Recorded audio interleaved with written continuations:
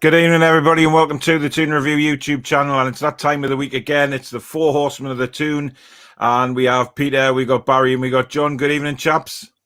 How are we doing? How are we doing? Good, good.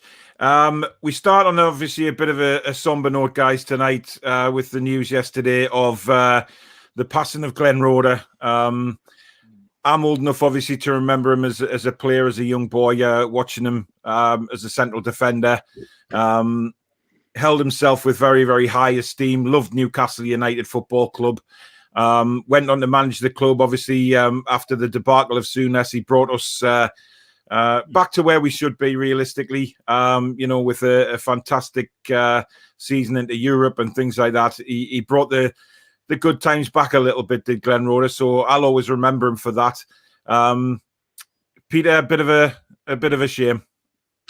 It was, yes. I mean, I didn't think the news was going to break out, but when I did, I was really, really shocked about it. And I remember the good times there under Glenn Roeder. Came in, stepped in for Souness after the mess he put us in, going to seventh place, going into the Intertoto Cup, and then that progressed us into the UEFA Cup, or the Europa League now it's called. And great times they were. They were really great times. Definitely. John, do you have any memories of Glenn Roeder?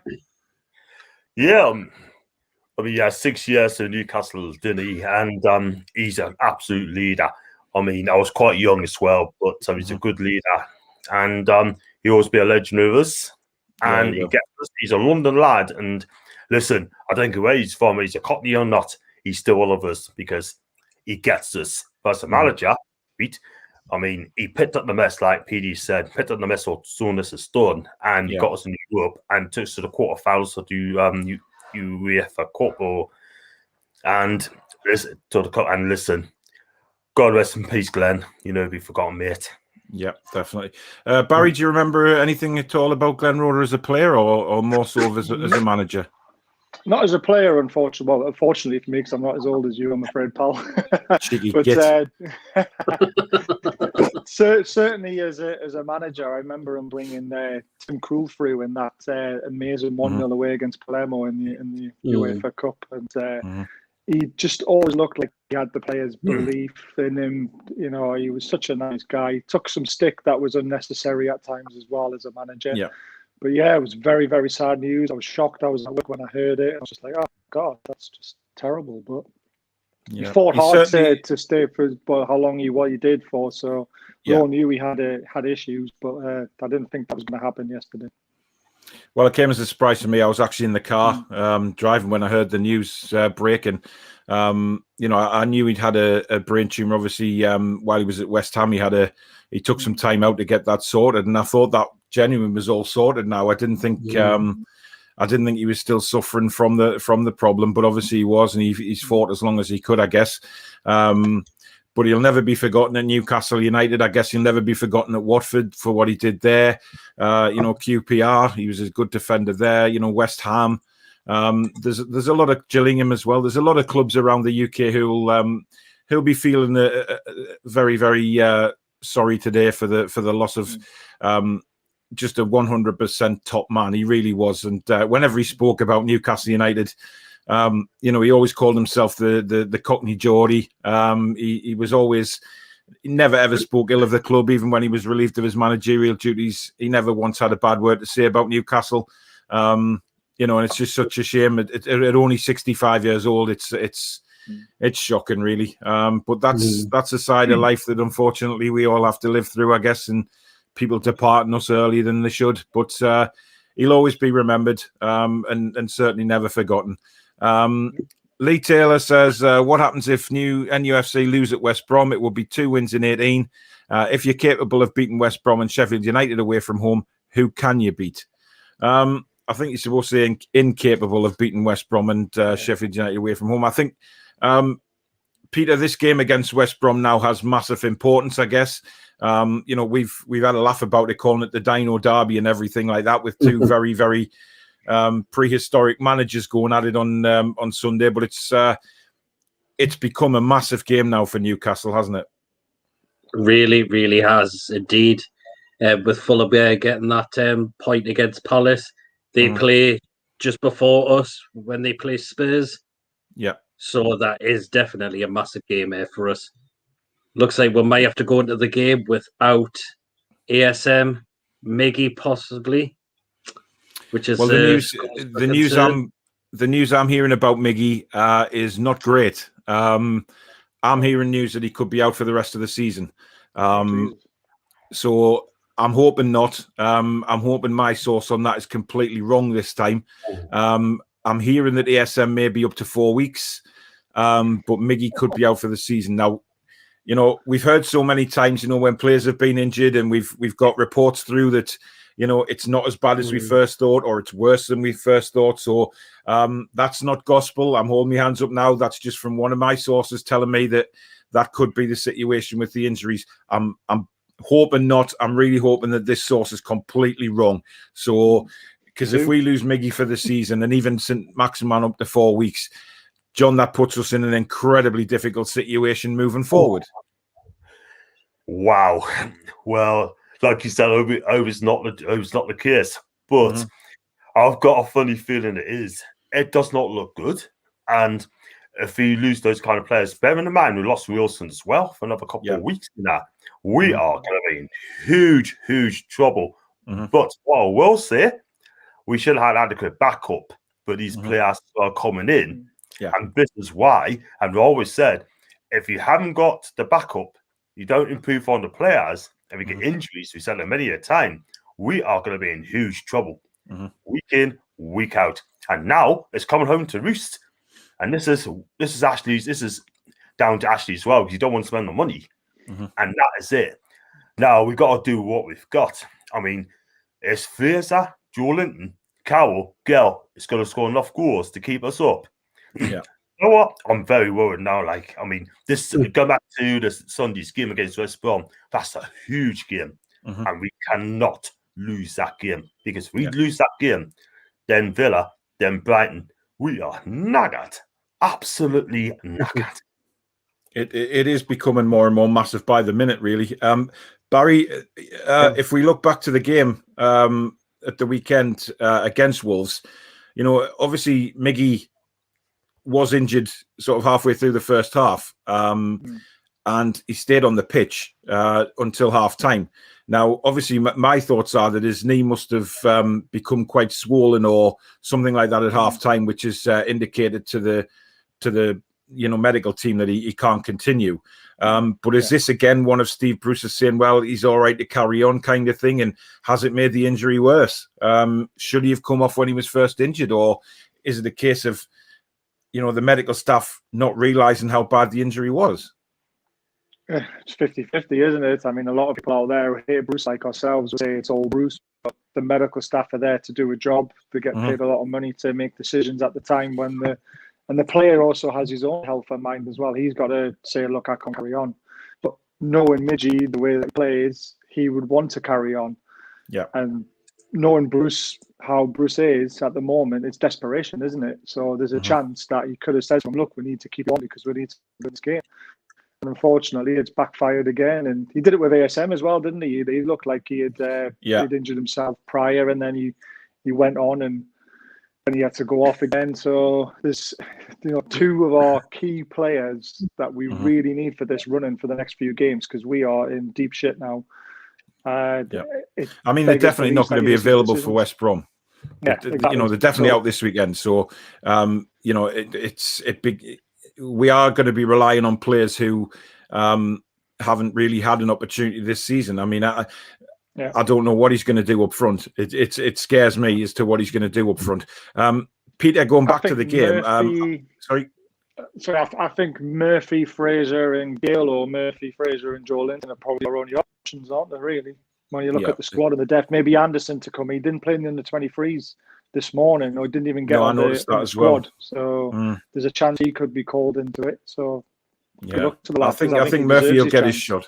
Yeah, I do. I think Murphy and Anderson would be quite good for us. I mean, it depends how he's going to line up. Obviously, what the formation may be. Peter, a little bone to pick with you, matey. Go on. I watched your player ratings. Yeah, and you gave Emil Kraft a 5. Now, can you tell me in your wildest nightmares, right, how you came up with giving him a 5? Because from what I saw of the game, right, and I did see the full game, bear in mind, I saw the full match, he got ripped a new one every time Traore got the ball. And he was just beaten. I didn't see him win one single tackle. He was beaten every time. Where is your logic coming from to give that clown a 5? Had you been drinking yesterday when you did your player ratings? I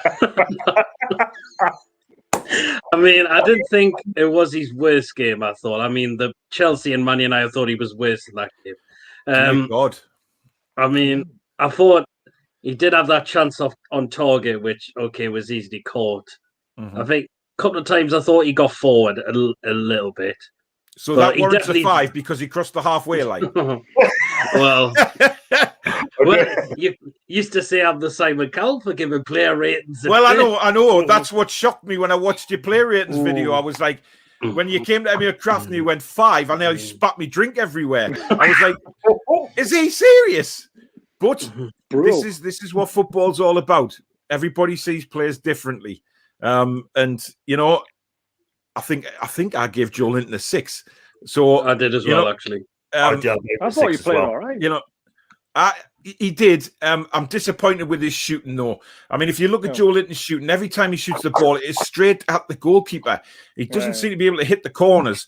I mean, the one in the second half, that when Shelby, you know, he knocked the crossfield ball across the edge of the box, I thought he brought the ball down fantastically well and then hit it brilliantly with his left foot first time. Now, had that gone in the back of the net, I mean, it would have been fantastic. But you know, all the Joe Linton, you know, rowdy lot would have crawled out from under the stones and been given it large. But I did think, you know, he was making an impact in the game. But you know, once again, John, it was just a silly defensive error that led to the goal. You know, Lewis letting the cross come across, 2 central defenders going for the one man, Isaac Hayden standing watching Neves, and then by the time he realised that he's unmarked, Wolves have equalised. Now, what I do want to say is all this stuff about Dubravka, right? Anyone that has a go at Dubravka saying it was his fault can bugger off as far as I'm concerned, right? I don't care if I upset anybody saying that. The fact of the matter is that header should never have been there in the first place had we defended properly and defended like we're supposed to. And Dubravka's first game back, you know, he's not up to match speed yet, and I'm sorry, but no way can I blame Dubravka, who then went on to save us, by the way, in injury time with a wonderful save. You know, yes, it hit his shoulder, but if you look, he is still spinning round to save that ball. So the part of the goalkeeper's job is you save it with any part of your body you can, and he saved it. And I'm seeing people on Twitter saying they wanted Darlow back in, yet a week earlier, the same people saying it's time for Dubravka to come in. I mean, these people need their heads read. It wasn't Dubravka's fault. That header should never have been allowed in the first place had we defended properly, John. Gotta agree with you there. I mean, I'll just go back. People on Twitter are just flipping and flopping. You know what I mean? These same players want Dubravka to come in. They got him back, got the wish. I want Dubravka back as well. But end of the day, some of the people on Twitter, I'm sorry, you're right. It was Dubravka's fault. But one thing I will say, on Dubravka, he could have done a little bit better. But you're right. The ball should have gone to him in the first place. The defense was poor. Jamal Lewis didn't even lay a glove on net for that cross, right? I was really disappointed that he didn't even go like that. Could you see players like Olivier Bernard, John Beresford allowed Jose Enrique, they allowed the ball to be crossed in? They were going steaming like that. Paul Dummett wouldn't have let that happen either, to be fair. Definitely. I mean, Dummett would have been tighter on him. But I agree with you, John, on Dubravka. Yes, I mean, if Dubravka had played, 6 or 7 games by now, I would expect him to save that undoubtedly. Right? Yes. But he's going to be rusty, right? There's no doubt about it. Let's face it, he's only played 1 competitive game. I mean, I think he should have had a few under 23 games maybe just to get up to match speed before he came into the first team and just got his feelings back for being in goal. But the fact of the matter is, the defending was bloody awful. Yeah. Go on, John. Finish what you were going to say. No, I was just going to say that. Yeah, he could have done a little bit better, but he saved us in the end. That's what made it up. But you're right. The two, Clark and Lascelles, should have done better. She's never gone for the same ball. A lot of people on Twitter haven't even mentioned that. I know. We saw it. And Lewis, for me now, I think he needs to be dropped because his confidence is just getting a bit low at the minute. It's getting shot every game, isn't it? It's getting worse every game. But I love the guy, but he's not been coached properly. He just doesn't know where to go. He looks a bit scared because Bruce is telling him what to do, right? And and he just goes a little wild. But I'm disappointed. That's why I gave him a 3 out of 10 on my player ratings. Yeah. Guys, if you do enjoy the show tonight, please do hit the like button and do subscribe to the channel. Do subscribe to all 3 of the other guys' channels as well. Peter's recently hit 1,000, which he's over the moon about. John's hit the 500, so he's now on his road to 1,000. And Barry is building very, very quickly. Barry's got a good show at the minute with, chatting to fans from all over the place, getting to know how they started supporting Newcastle. It's a great series. Your next one's tomorrow, isn't it, Barry? It is tomorrow night. Yeah, good stuff. Got a guy from Norway and a guy from down south. Well, there you go. So do go and watch that. Also, guys, Super Chat is available again today if you want to donate to the channel and to my charity, Parkinson's UK. As I said before, 80% of that is going to Parkinson's and 20% to the channel. Also, people have been asking if they can donate through PayPal instead of Super Chat. There is my PayPal address now on the screen. So if you want to quickly write that down, you can donate through PayPal straight through. So obviously there's no fees on that if you just go through friends and family. Because I want to hit that £600 mark for Parkinson's. I'd be absolutely elated if I can send them some money for that amount. It'll just be something that I feel like that I'll have achieved with all your help as well, but it'll be something that I'll be really, really proud of. So thank you in advance. I'll leave that up on the screen for a couple of minutes anyway. Barry, one thing I did want to talk to you about the weekend's game is Steve Bruce's comments after the game. He's thrown players under the bus. Matt Ritchie, Dubravka, again, rather than, keeping it in the dressing room, he's let it go all on camera to explain, what a wonderful man he is because he doesn't seem to be making any mistakes. And also the F-off incidents with Graham Jones, which was, to say it was pretty obvious what he said is an understatement because the camera was right on him. Everybody that I know has slowed it right down to see what could have been said. And it's pretty obvious what was said by Steve Bruce. Now, Jamal Lascelles comments at the end of the game as well regarding he was going in to see Steve Bruce regarding what they were supposed to be doing. It says a lot of what's actually going on in that dressing room at the moment. Yeah, it really does. I mean, going back to the equaliser, they were saying that they didn't know where everyone was meant to be at the time when Richie was coming on and said that was possibly a fault for goal because nobody knew where they were meant to be because obviously we're down to 10 men, weren't we? So that, again, just shows you how poor Bruce is because he's not getting the tactics across. He's not getting the ideas across to the players fast enough for the 90 minutes. With the Bradford one, I'll defend him a little bit on that because I don't think he really threw him under the bus. I think he said along the lines of what we've all said, if he wasn't rusty, he would have done better. He would have saved that shot. And he did actually say that himself. So I'll let him off with that one. But he did throw Richie under the bus. There's no excuse for that at all. Shocking. Especially when Matt Ritchie is... when he's already really at war with Matt Ritchie, isn't he? Because he hasn't really forgiven him for the transfer window. So there's already, an unhealthy relationship going on there. And what he said about Ritchie certainly won't help moving on. Yeah, and I think that's why he did it, because he knows that he's already fallen out with him. And I think he only put Ritchie on the pitch because he was the only other player that could go on the pitch at the time. When you look at the sub bench, it's just one of those things. The falling out with Graham Jones, sort of the F off, I'm going to put it down as a bit of a lover's tiff on the touchline. They might have had a disagreement with tactics or where they want to play with someone. I don't think blow that one out of proportion too much. It doesn't look great. Again, cover your mouth when you're talking to each other. The players do it on the pitch, don't they? When the opposition are talking to each other, they cover their mouth. No one can see what's being said. Then nothing could be made of it. We wouldn't have even had an idea that he told him to F off. Yeah. So I think it's one of those ones where I'm going to let that water under the bridge sort of situation. I mean, it could, when we, you're right what you say. I mean, it could go on with, numerous managers and assistants during football matches on a weekend. There's always going to be disagreements, I guess, and it just so happened that the camera panned on them at the wrong time, maybe. Yeah. But when we were already hearing rumours about, that it wasn't Bruce that brought Jones in, and there's a bit of animosity there already, it just adds fuel to the fire, really. Good evening, Liam. He says, I've seen you've been getting stick on Twitter, Paul, about going back to St James's Park. Yeah, I don't know whether you guys saw that today. I've seen somebody that, had a go at me. Somebody had a go at me for saying that I'm going back to St James's Park when the lockdown ends, saying that I was going to... Continuing to go to St James's Park will just make Mike Ashley a rich man. Now, the fact is, he's already a rich man, and nothing is going to change that. Any more money that Mike Ashley makes in his lifetime is just going to be added to his rich list anyway. So it's not going to make any difference. But I've always said all along that I will appreciate people who don't want to go back when Ashley's there. That is their prerogative, and that is fine. But nobody, and especially no keyboard warrior, is going to tell me that I can't go back and watch my beloved Newcastle United. Spot on. If you want to tell me I can't go, come and tell me to my face and not behind a keyboard like you did today, you scared little brat.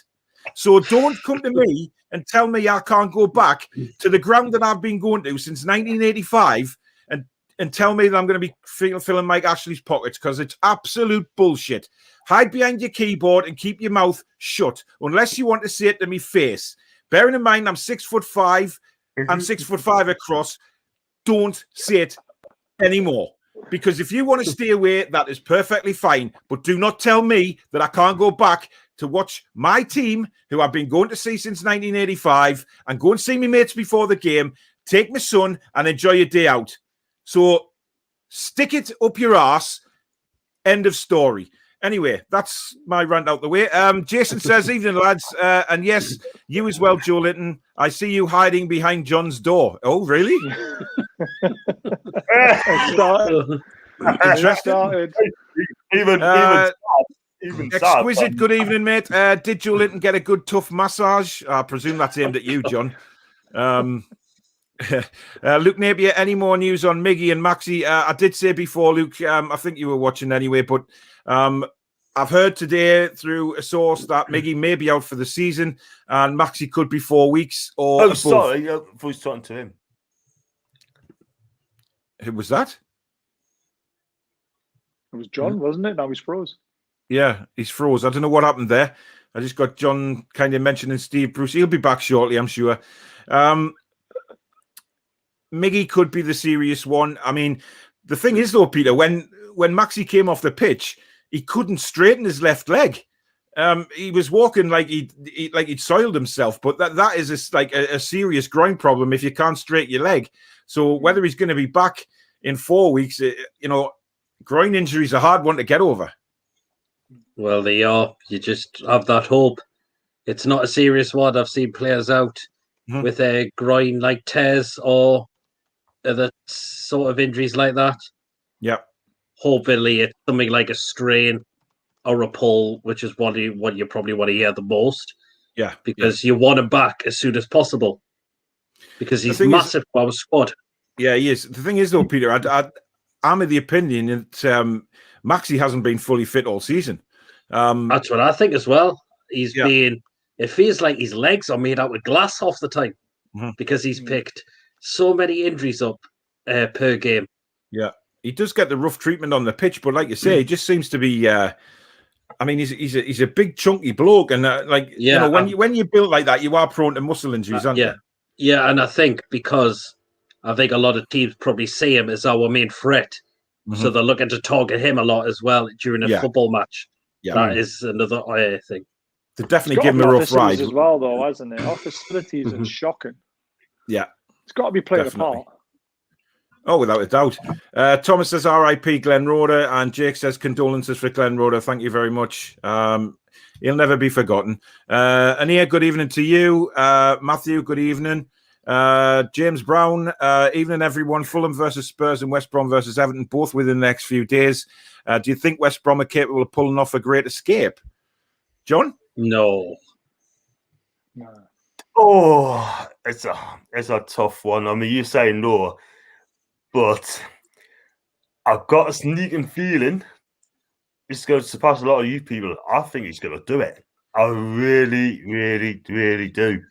Or I think it's picking up points, mind. They're picking up points. I think it's going to run out. I mean, I thought against Brighton, they were very, very lucky. I mean, that free kick got ruled out. I mean, my God, what a ridiculous decision. I've never seen anything like that in my life, to be honest. Yeah. Never. Lee Mason clearly blew his whistle, and they thought, oh, sorry, I'm going to take it straight away, and it went in. And he actually told Dunk to take it, though. That's the thing. And then VAR say that he blew the whistle again before it went in the goal. I'm not so sure he did. I mean, he did blow the second time, but by the time he blew that second whistle, the ball was in the goal. Well, I think a lot of people said the goal should have stood, in my opinion. If he's blew the whistle, and though Brian just missed 2 penalties on the day, so West Brom are lucky not to concede. I mean, West Brom were lucky not to concede 3 goals. It's just a pathetic decision all round. Matthew says, Paul, still in that changing room? Yep, I'm still here. It's like I've been mummified inside it. Ania says, Miggy and ASM pivotal. 3 massive players who would miss out a fair chunk. That's not good news at all. No, it's not. Luke says, with Miggy, Maxey and Callum Wilson out, we're as good as relegated. Jake says, seem to remember Bruce rushed ASM back from injury early once before already and stalled his recovery. Hope he has the sense to know when to bring him on. Barry has made that mistake before, hasn't he? Yeah, he definitely has. And like I mentioned before about keeping them on the pitch as well, those 2 players are pivotal to our season. And he should be wrapping them up in cotton wool, shouldn't they, really? And I'm looking at the league table now, and it doesn't look good, does it? And then one good thing is Southampton are getting beat tonight, so that's keeping them down there as well. Yeah, so never scored on it, yeah. So I don't know. Like you said, ASM gets targeted, doesn't he? Unfortunately, and I just think it's our facilities. I think it's our training methods. I think that's what's causing all our problems. It has done for years, and not upgrading our facilities for 25 years, which what feels like probably 20 years, maybe. That is sacrilege. Well, I don't know any other Premier League team that puts their players in a wheelie bin for an ice bath. Exactly. Quite honestly, I've never ever seen that in my life. I mean, some non-league teams have better training facilities than us. Liam says, I heard transfer rumours that we're linked to Lee Kanging from Valencia and Nuno Tavares. You know, we can be. This is the thing. We can be linked to anybody, John. But the fact of the matter is, we don't know what league we're going to be in. So it's pointless being linked to any players at the minute. Doesn't make any sense at all, you know what I mean? But what's the point talking about players coming in? There's transfer rumours now. Why don't you just concentrate on our fight to stay up in the league first? Then come in and talk about players coming in, because I'm going to do daily transfer updates on me. But at the end of the day, come on, just let us get on with it, you know. See if we can stay up first and then talk about players coming in. But at the minute, again, is actually going to spend any money this season? I don't think he will. According to what Steve Bruce said last week, it's only going to be fees and loans again, and that is it. There ain't going to be any cash signings because of the takeover. If the takeover, strange. The thing is, John, right, when you talk about transfers, you know, Mike Ashley is selling the club, okay? He is not going to want to put his hand in his pocket and spend millions when he knows the club's up for sale now. You know, regardless of this takeover going through, he is a man who is selling. If you're selling something, you're not going to invest in it anymore because you don't want it anymore, so you're not going to invest. But I think he's taken this massive gamble he's taken on Bruce now. Could well come back to bite him in the arse, Peter, because he's in serious trouble of losing millions of pounds here. Exactly. And that's why he needs to be gone. He should have been gone a heck of a long time ago now. But it just sounds like the board are hovering over something just to say, no, let's get him a bit of time. I mean, how way, man.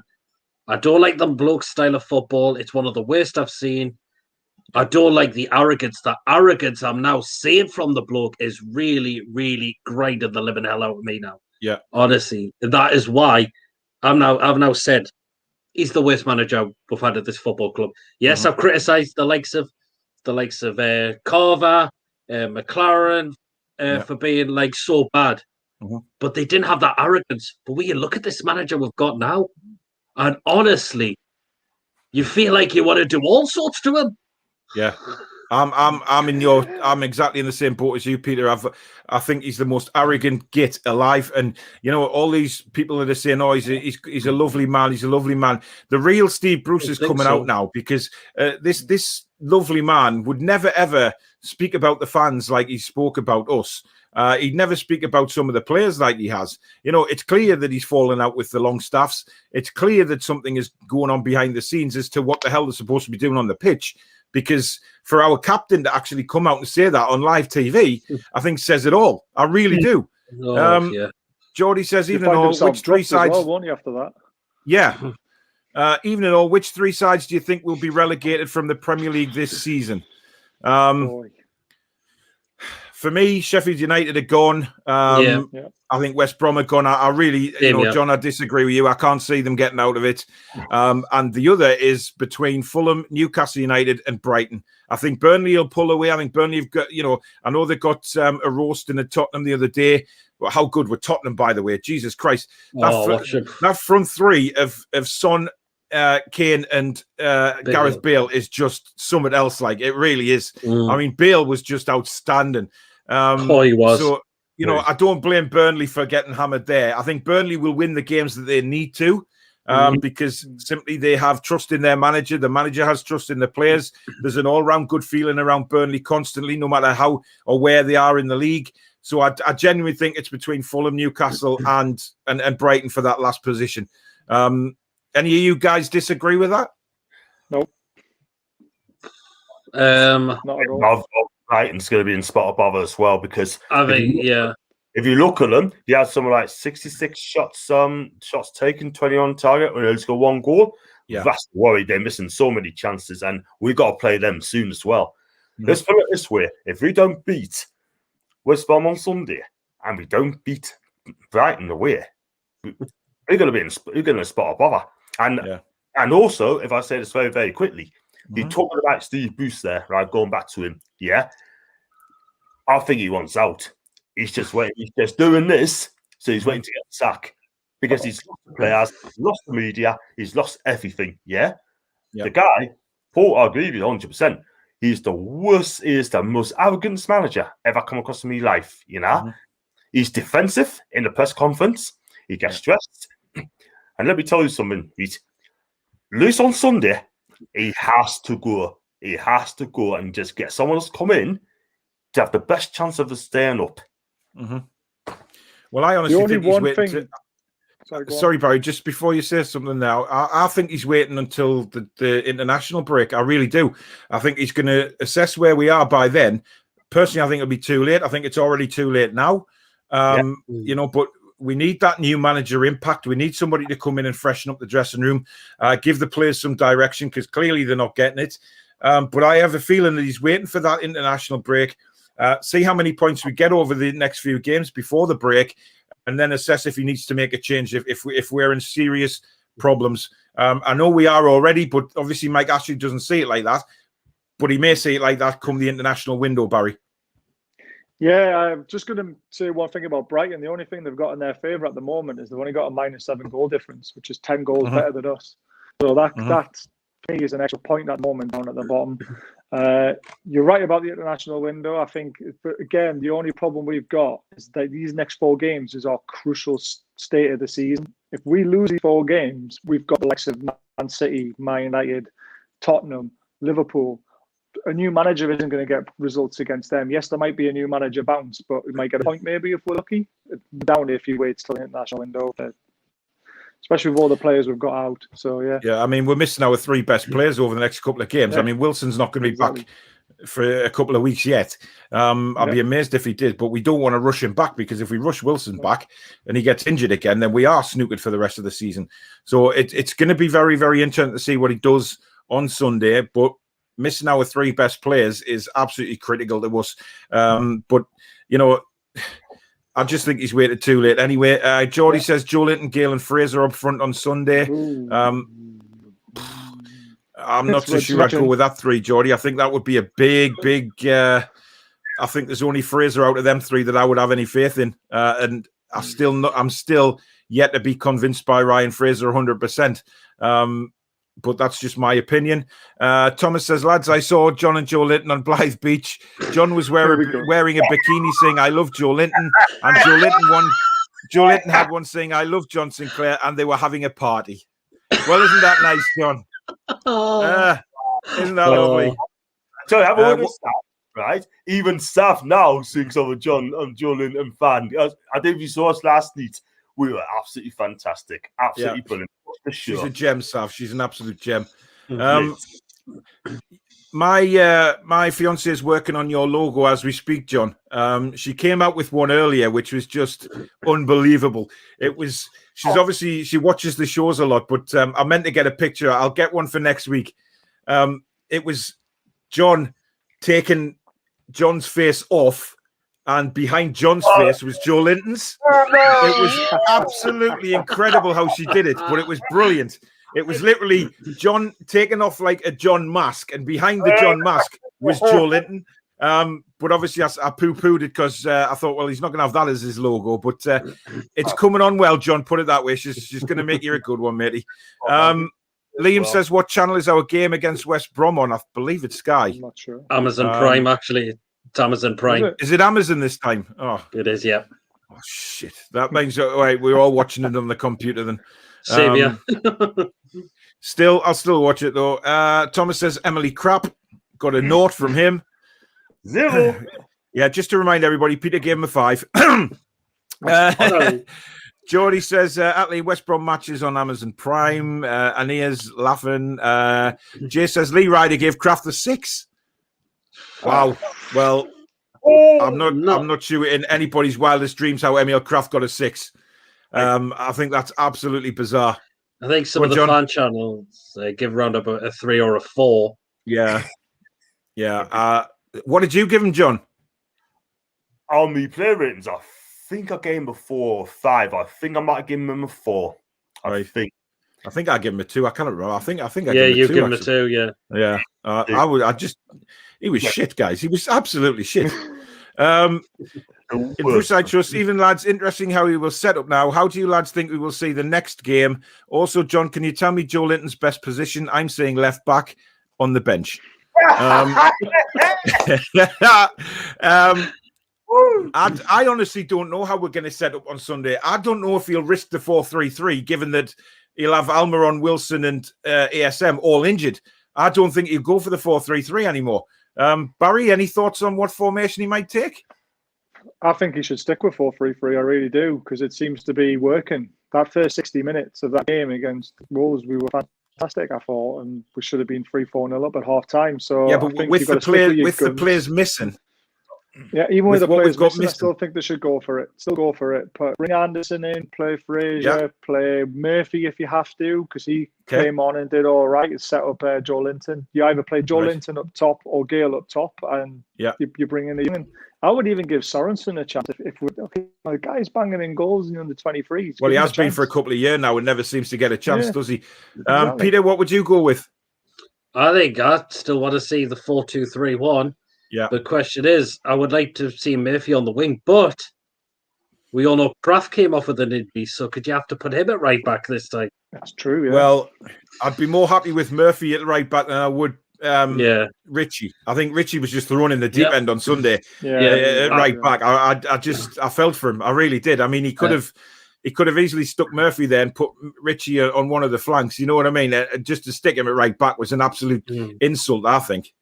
I mean, you could put Richie on Fraser on the wings. You could have Joe Willock as a number 10 because he can't play up that high. Oh, without a doubt, as well.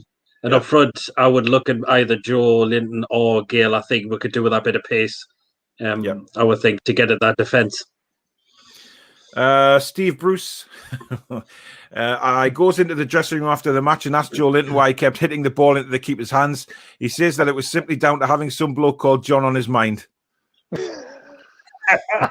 Oh, dear me. Honestly, Jason says, "Oh dearie me, John becomes Joe Linton, and now Pete loves Kraft with that 5. So now we have PD Kraft."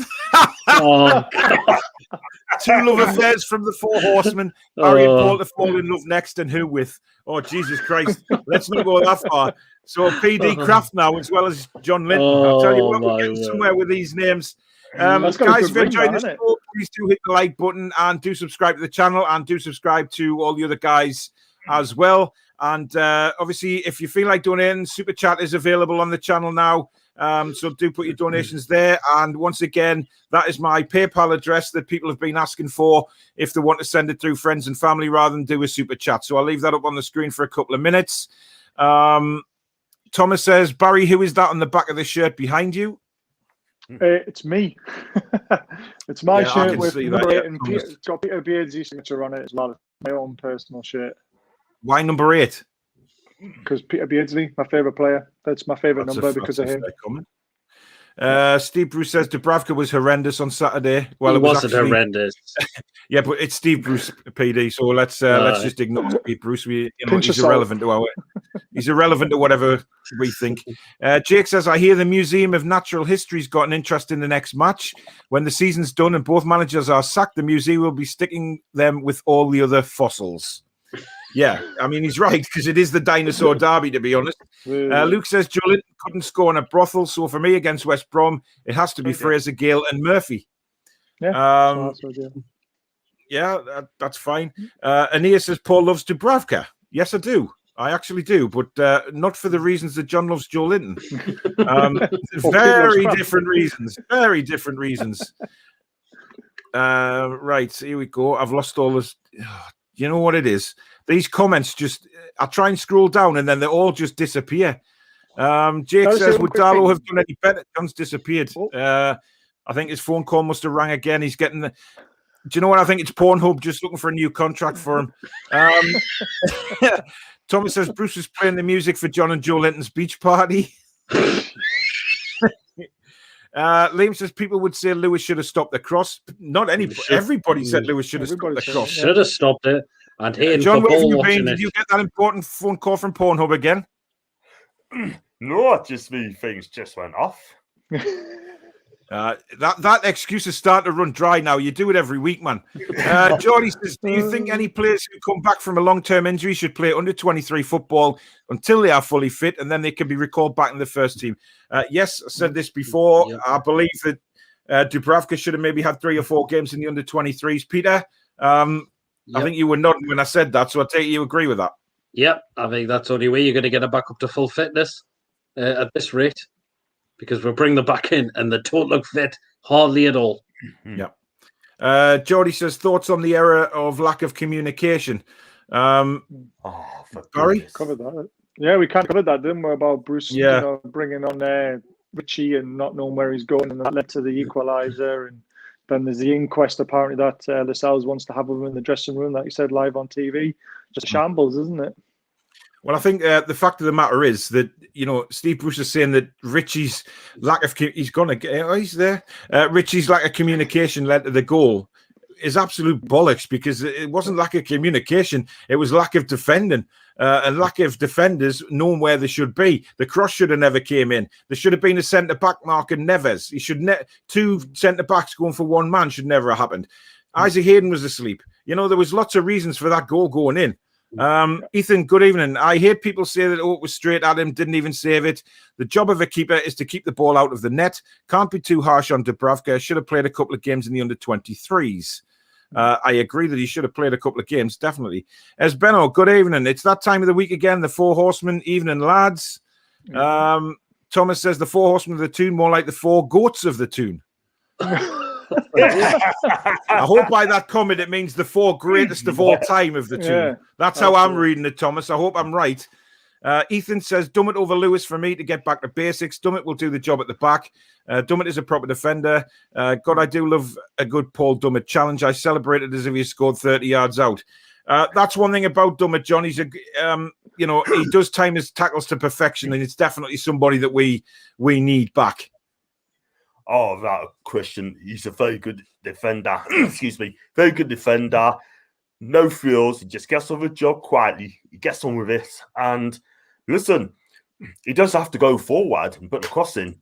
His job's to defend. And that's his job. What I love to see us sometimes as well, I love to see us a centre-half, a centre-back in the future. He's 29? Yeah. I mean, mean, he's still a good job.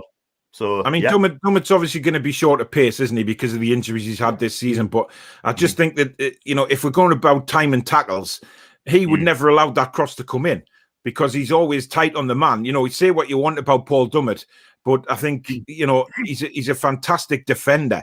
He's not that good going forward. We know that. He never has been that, fullback that gets forward and puts fantastic crosses in. But he has been that fullback that, makes sure that he doesn't get beaten. And if he doesn't get the ball, he gets the man, fair enough, but he stops crosses coming in. And that's what we need to do against West Brom. Liam says, thoughts on people that say whoever goes back to St James's Park is part of the problem. Liam, I think you saw my rant on that. I think it was quite clear. And I'm not even going to think about it again because I'll go off on another one. Steve Bruce says, Graham asks, how's the bacon, did you say? So I turned around and said F off. Yeah, fair enough. Evening, John. Evening, Luke. Jason says, apparently, so I heard Jones and Bruce had to be separated in the tunnel at full time. How true, I don't know, but interesting. I did hear that, but I'm not 100% that happened. I think more would have been made of it. Peter, I don't know whether you've heard anything of that. Didn't hear out that I had to be separated in the tunnel.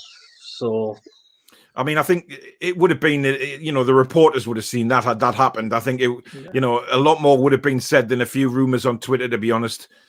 Ethan says, on Bruce and Jones, I'm all for giving Bruce the next 3 games. Then if we fail to get 4+ points, then I'd give the job to Jones. Ethan, I 100% agree with you. And I never thought I'd ever say that, my man, but I do agree with you on that one. I think, I personally think that is what Ashley's looking at, but we'll see. Ethan goes on to say, I can't stand fans who have a go for going back to St James's Park. I've been going for years. Nothing will stop me from going. Certainly Mike Ashley and Steve Bruce won't stop me. I've never taken part in boycotts. And again, it's people's own ideas. If they want to boycott, fine. Yeah. Peter? Yeah, exactly. Well, I admit I only boycotted last season because I was unhappy with the way Rafa Benitez was shafted out the football club. I said it, I'll only do it for 1 season only. When we're allowed to go back into grounds, I'm getting straight back there. No one can say what they do. And it's all, what also annoys me, it's not just people go to games, but when they go buy the merchandise, like the kits and all that. Yeah. I mean, just some of the stuff people say is just outrageous.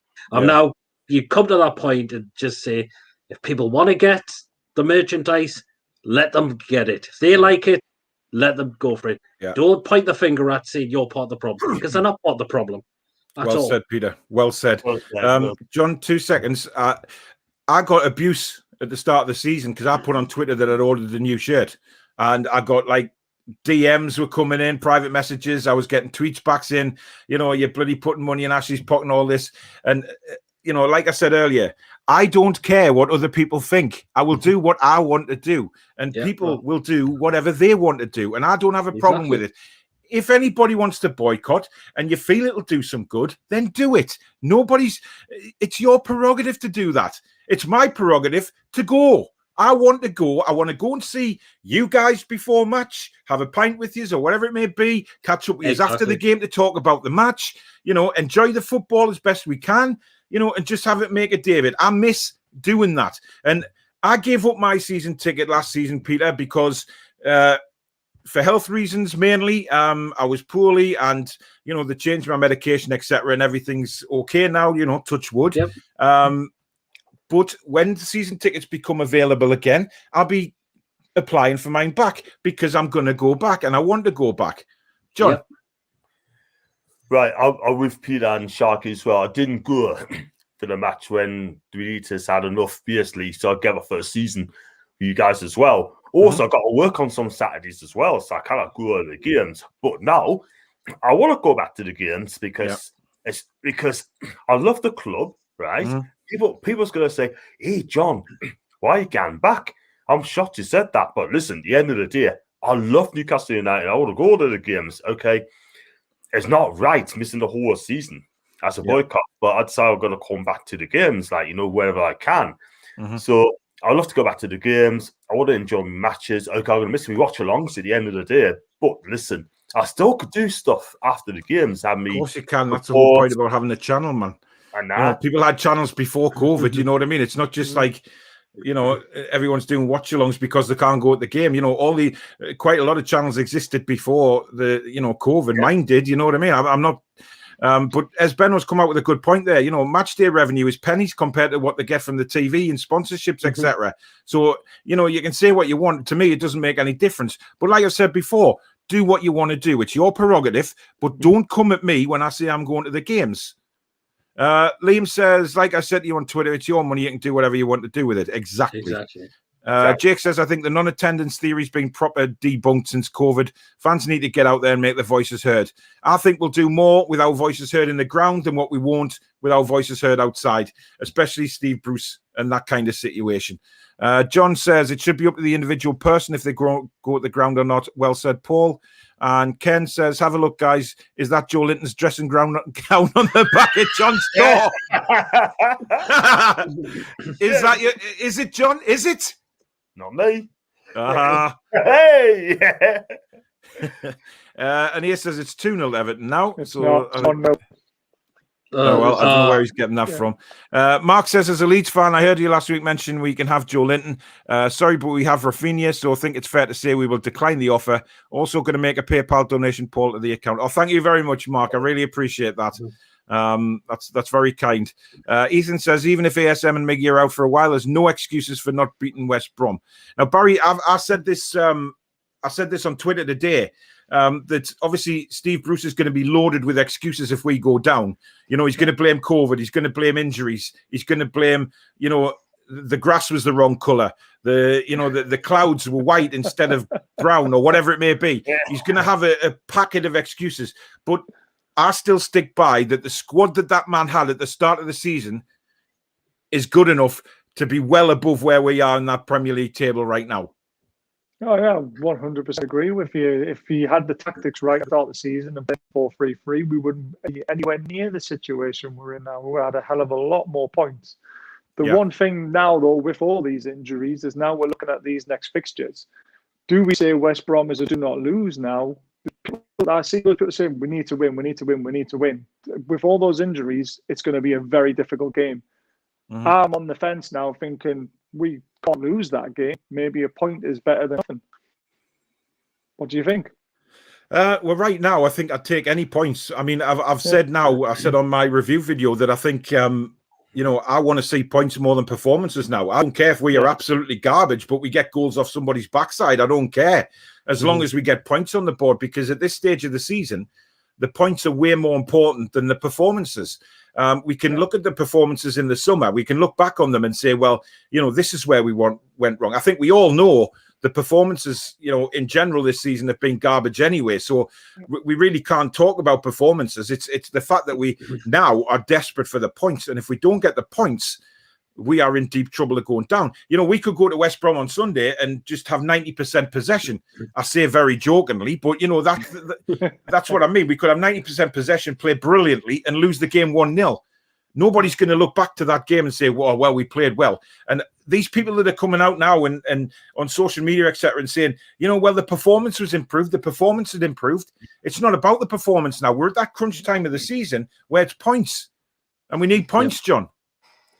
And we need points very quickly. If you don't, excuse me, if you don't get it, we're going to be in huge trouble. But you're right. I listened to John Gibson the other day, and he's sick of Steve Bruce come out and say, there's been positives, right? But you're right. He's right. You're not winning games. We need to get as much points as possible. If you're going to stay up, we need to beat teams like West Brom, Brighton, Burnley, possibly, Sheffield United and Fulham's, We've got to play all of them to come yet. We're going to need at least 3 wins out of those games. But we got to go out there and we just got to give it a go.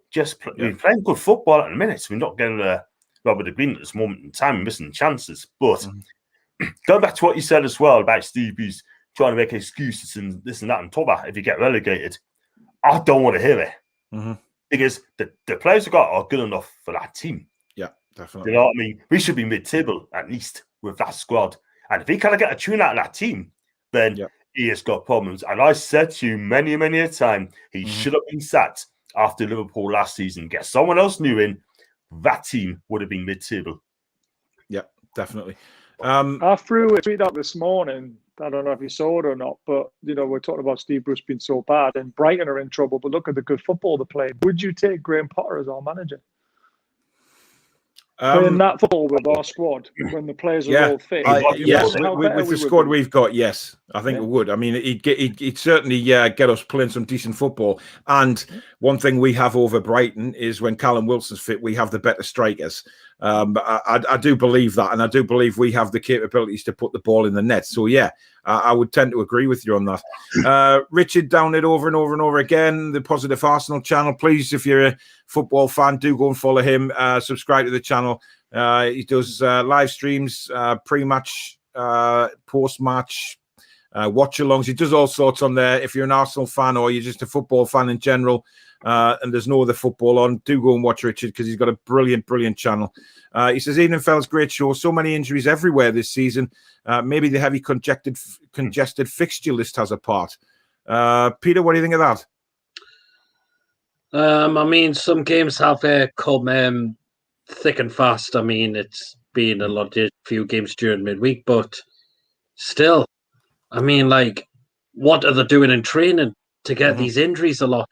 I mean, our injury list must be one of the biggest in the Premier League so far this season. Yeah. I mean, I think Ania said Bristol City have got 19 players out injured. I mean, that it's incredible. But, I mean, it's just the way it goes sometimes. I mean, if you're a sportsman, I think you'd rather be playing matches than you would be training anyway. So, It's I don't know. Tom says it's a shame how everyone's slating Dubravka for dropping points and no one mentions Willock, Almiron or Joe Linton for missed chances that did cost us equally, if not more. I did say in my review video, to be fair, Tom, that, Miggy should have scored. It was a fantastic ball from Shelvey over the top and breaking in from the right-hand side like that on his left peg. He just didn't get enough purchase on the curl. He should have scored without a shadow of a doubt. Willock should have scored when, Maxi tapped it and he was offside. Put that further in the corner. It was far too close to the keeper. It was a very, very weak finish. So, yes, he should have done better with that. And Joe Linton, I slated him. If I'm honest, I slated him for missing that chance. But when somebody put on Twitter, when he received the ball, they put a still image on Twitter. And, looking at that still image, I think Joe Linton did all he could with that. He hit the target. And quite frankly, I think the defender was lucky. Barry, I take it you don't agree with that? Alan Shearer's had a say on it. He said he should have buried it. The king has spoken. End of conversation. Fair enough. I'm actually going to stick up for John's lover here and say that, he should have, I'm not going to slate him for it. Wow. But never mind. When we watched it, we had our hands on our heels and said, how the hell we did. But it was just that slowed down, and then the still image I saw, it showed where there was a defender in front of him, there was the goalkeeper, then the other defender on the line, and it's a split decision. But hey ho, if Alan Shearer has spoken, then the great man has spoken, and who am I to argue with Alan Shearer? Ethan says West Brom will not stay far behind. It's not like they're playing Sheffield United every week.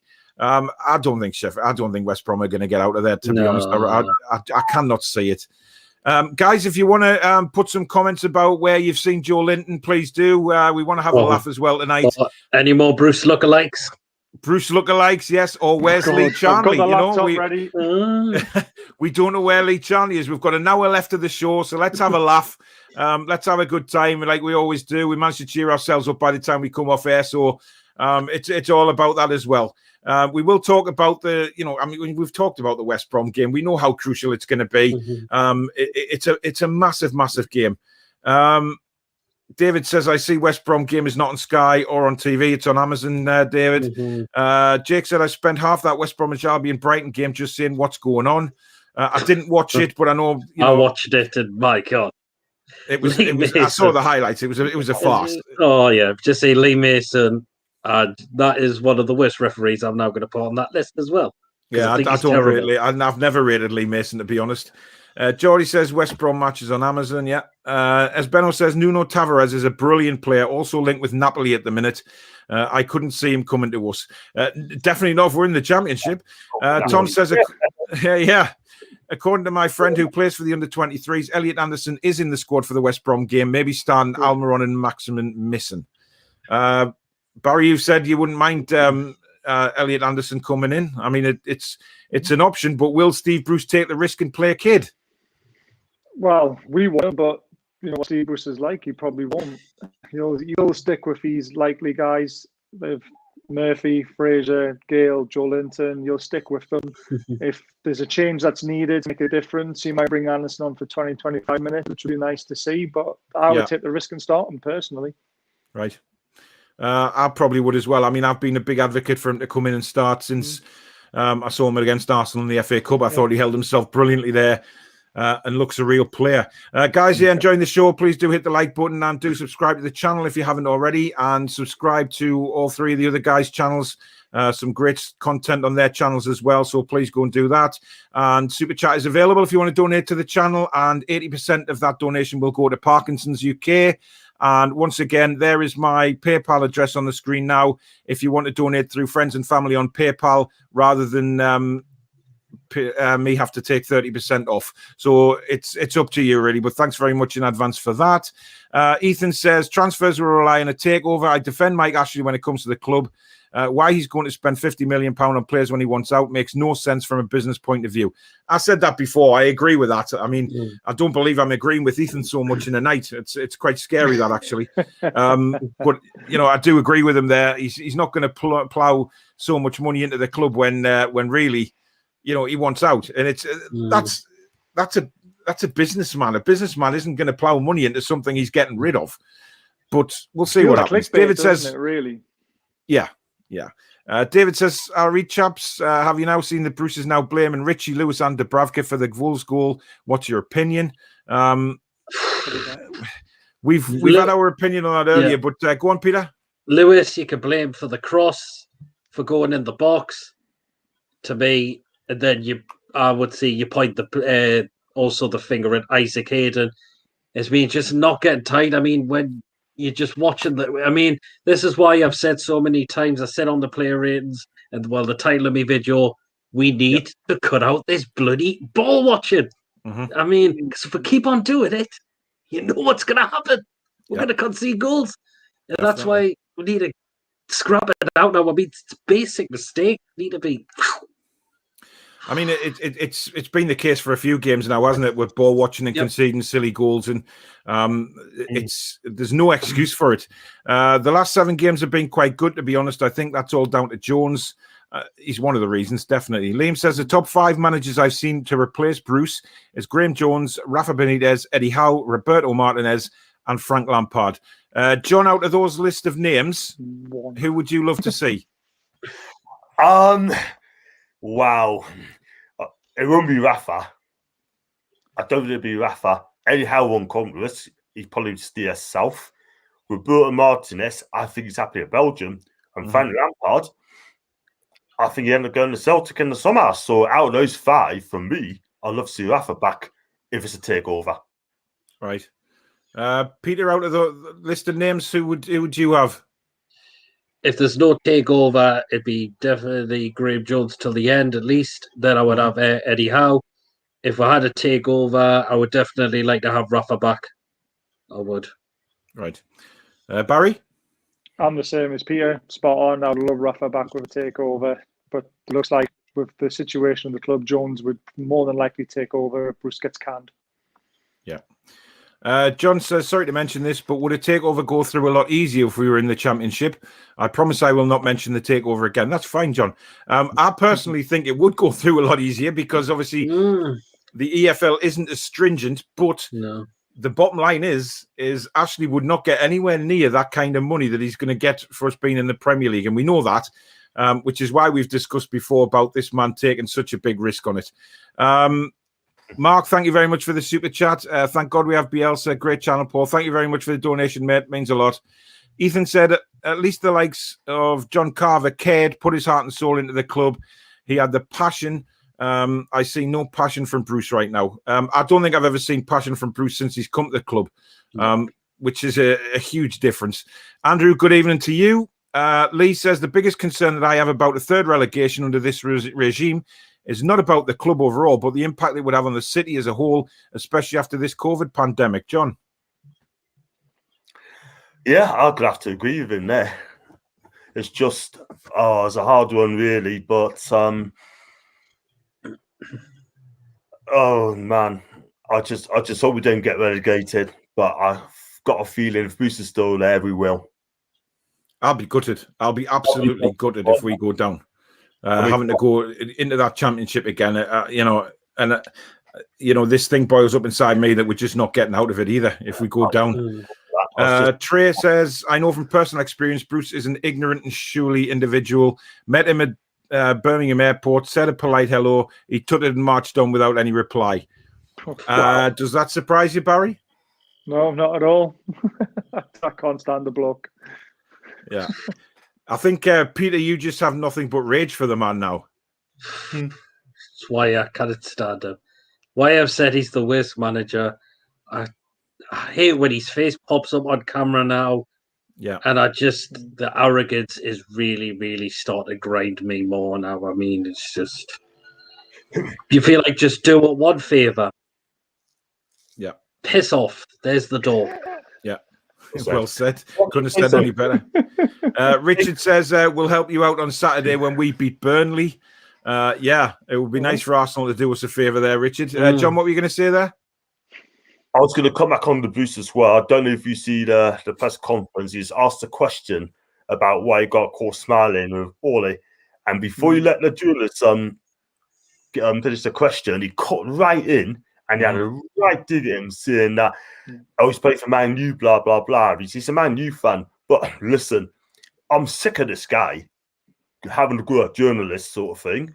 And there's this attitude as well. I mean, the sooner you go, the better. It's clearly, I don't think he's happy at Newcastle. If he ain't happy, get out. Don't worry about the competition. Yeah. Go. I mean, the thing that really, really pisses me off about Steve Bruce at the minute is the fact when he's interviewed, he just doesn't let the reporters finish a sentence. He's jumping in with an arrogant manner straight away. As soon as a question's been asked, he's jumping in before they've even finished and trying to, put words in the reporters' mouths and stuff like that. It really pees me off that he can't just stand there with that stupid blobfish face of his and just, realise that the question hasn't even freaking finished yet. And then he's just, sod off, man, will you? Just sod off. Ethan says Gareth Bale is the best player when it comes to quality. He's just brilliant. He was superb the other day. Absolutely. The second goal he scored. Yeah, but that ball for Harry Kane's goal, man, just that was absolute well. perfection. Just landed on Harry Kane's foot, and all he had to do was continue running. Unbelievable, man. Says... I'm not even going to try and read that name out. Fulham have a horror set of fixtures. Yes, they do. But so do we now. We're injury-plagued. Alan says, let's hope Tottenham play the same way against Fulham on Thursday. That's become a massive game. If Tottenham perform like that, I think they'll brush Fulham aside, Peter. I mean, I think they will. I mean, Fulham have stepped up the game. They really have, but I think they don't score a lot of goals at home. I don't think they've scored that many at home, to be honest. And if they let the likes of Kane, Son, Bale get anywhere near the defence and they're wide open, I think Fulham would be in for a tonkering if they don't look. If they're not careful, our luck, wouldn't it? If Fulham go out and beat them, and Tottenham have a terrible game, it'd just be our bloody luck after what they did to Burnley. We're all thinking, "Oh Christ, they'll roll over Fulham." But watch, and it'll just be our bloody luck. Tom says, "Just seen John and Joe Linton in a dinghy going down the River Tyne with their fishing rods catching blobfish." There you go, buddy. You're back on the River Tyne, mate. Honestly. Train son, Bruce is always all about the money. He's no supporter. Exactly. That says it all. Martin says, spot on, John. Totally agree. I'm not sure what you said, but he agrees with you. Ethan says, Bruce will not leave, and I can understand why. Why would he walk away from £2 million? It's like a safety net for him. Yeah, we know that. We know he's not going to leave because he wants the money. He'd rather be sacked. He hasn't got the... this is what I mean about him being an intelligent guy or a nice guy. He's just not. I mean, he's intelligent in the way that he knows he's in for a payout if he gets sacked. But his integrity, he should walk, but he won't. Thomas says, John and Joe Linton is like Jack and Rose on the Titanic. I'll never let go, John. I'll never let go. Oh, brilliant, brilliant. Oh, I can just see you now lying on that door, John, and Joe Linton slipping away down into the sea. John says, we are already in a spot of bother. Damn right we are. We've been in a spot of bother, really, since we lost 3-0 since Bruce took the team. Since Bruce took over, yeah, exactly. Jordy says, West Brom, Villa and Brighton are our next 3 matches. How many points do you see us getting? A big fat 0 from Jordy. Peter, how many points? Oh, Christ almighty. I'm going to go 4 points. Jesus Christ, Peter. I love your optimism there, man. Where are we getting 4 points with the injuries we've got? I think West Brom can be winnable. I think it can be. Or Villa, is your mate Emil going to score a hat-trick? Villa. That's either going to be... It's Grealish still in it. I don't think it matters if Grealish plays, to be honest. I don't think we'll get anything at Villa Park. I really don't. It's up to St. James's. St. James's. Oh, yes, it is. I'll just give myself a slap. Yeah, West Brom away, Villa at home, Brighton away. Yeah. It's the away games I don't think... to be honest, I'm not sure. John, Before what do you injuries, think? I would have said 7 points, but we've all... How many? I would have said 7 before the injuries. Before injuries. Hell. Now we've got all these injuries. I think 2 points. 2 draws. We've struggled to get 7 frigging points all season. What are you on about? Hey, well, we're looking good. John? I think he's just going to get some, if I'm honest with you, probably 1 out of that. Just a 1. Just a 1. Yeah. I mean, I hope for 4. My heart tells me 1, but... Sorry, my heart tells me 4. My head says 1, but we'll just have to wait and see, I guess. Alan says, Joe Kinnear has just applied for the Newcastle job. Is the rumour true, John? Ashley thinking about it?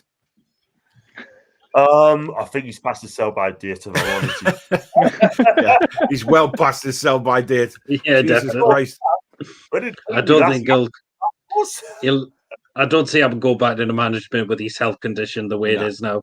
Could you see the uproar if we did sack Bruce, the euphoria of Bruce getting sacked, and then the next day they announce a press conference and Joe Kinnear stumbles into the press conference and he just goes, I'm back, fuckers. You know what I mean? Honestly, that would send me over the edge. Honestly, I would be over the edge. Yes. As Benno said, Brighton battered us 3-0 last time around. I think we're overestimating our own abilities at times, and I think we really struggle against them. I think the injuries have made it a lot worse, to be fair. That's the situation we find ourselves in. The injuries have crippled us now, and these next 3 games are even bigger now because of the injuries. So it's hard to judge. It really is.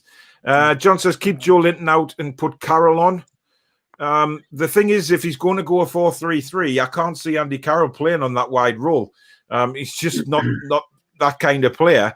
But obviously now that, Miggy's injured, you could... I mean, 4-2-3-1 is screaming out for me now, rather than a 4-3-3 because of the injuries. I would rather see us go 4-2-3-1, Peter. Yeah, same. I would. I mean, it's the formation we should have been using for this whole season. Yeah, without a doubt. Got the players to do it. Yeah, we have. Lee Ryder gave Joe Linton a 5.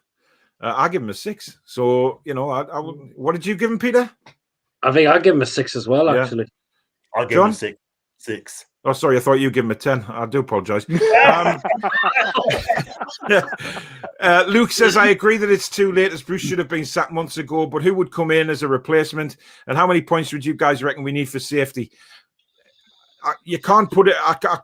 I don't think you can put a points total on us, to see what's going to be safety this year, because it's been that much crazy results in the Premier League this season because of whatever the COVID situation, etc. The results have been mad, and I don't think anybody can predict, what is going to be a safe points tally this season, Barry. Looking at the table, with the games left and who everyone's got to play, I think if we can get to 37, I think we'll be safe. So that's another 11 points. Right. Well, that'll be interesting hard to get. Have you seen the last 6 fixtures you got left? Yeah. You got Leicester. Yeah. Liverpool, Arsenal, Man City, Sheffield United, and Fulham. We've got points now, and then we need to get the 2 wins at the end of the season as well, potentially, to stay up. So, yeah. Squeaky bums. I mean, Trey comes out with a good point there. If Federico Fernandez is fit, he'll go to 3 at the back. I could see that being a possibility. He'll because with the injuries, he'll panic. Evening, Martin. Hope you're well, mate. Jody says Sorensen is out on loan. He's not. He scored for the under-23s. He's definitely not on loan.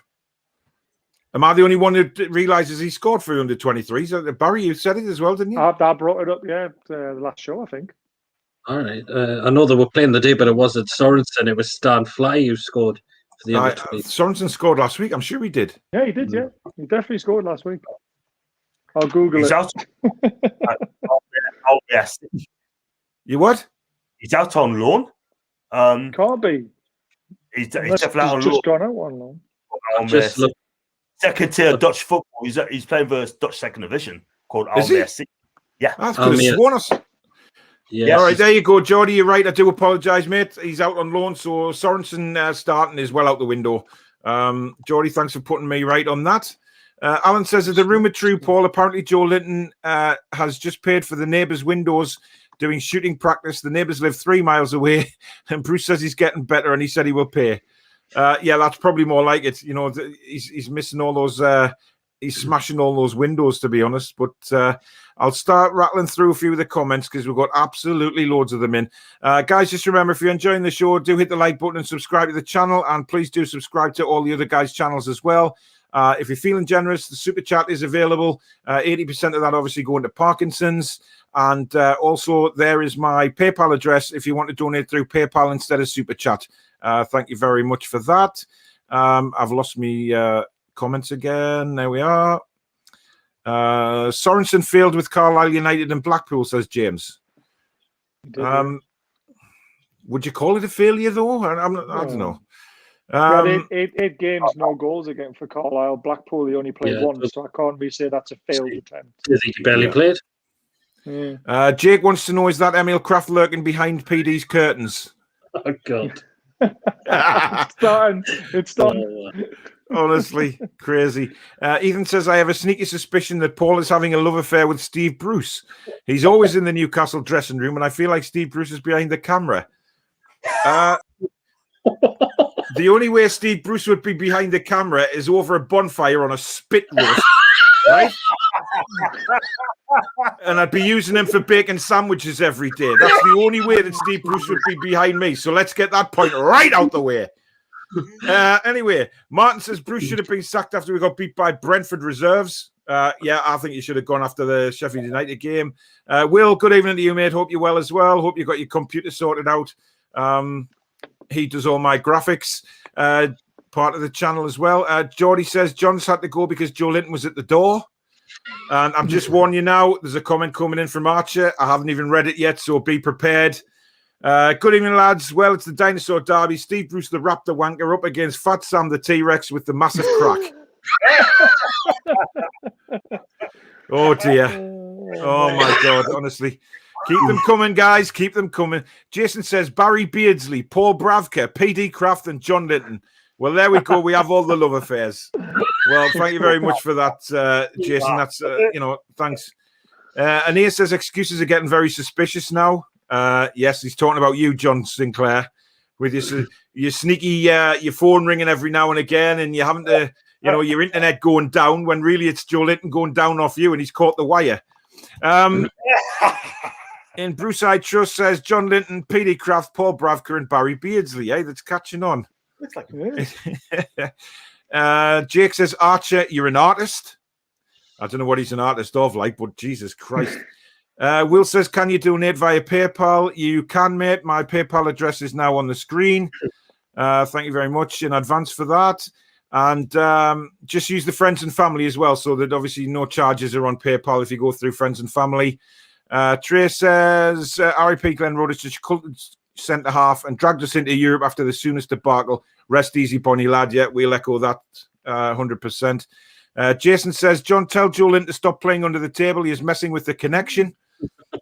Yeah, that's what I've just said. Geordie says, John Linton, Kraft Lock, Paul Ravka, and Barry Easley. That's not easy to say. That's definitely not easy to say.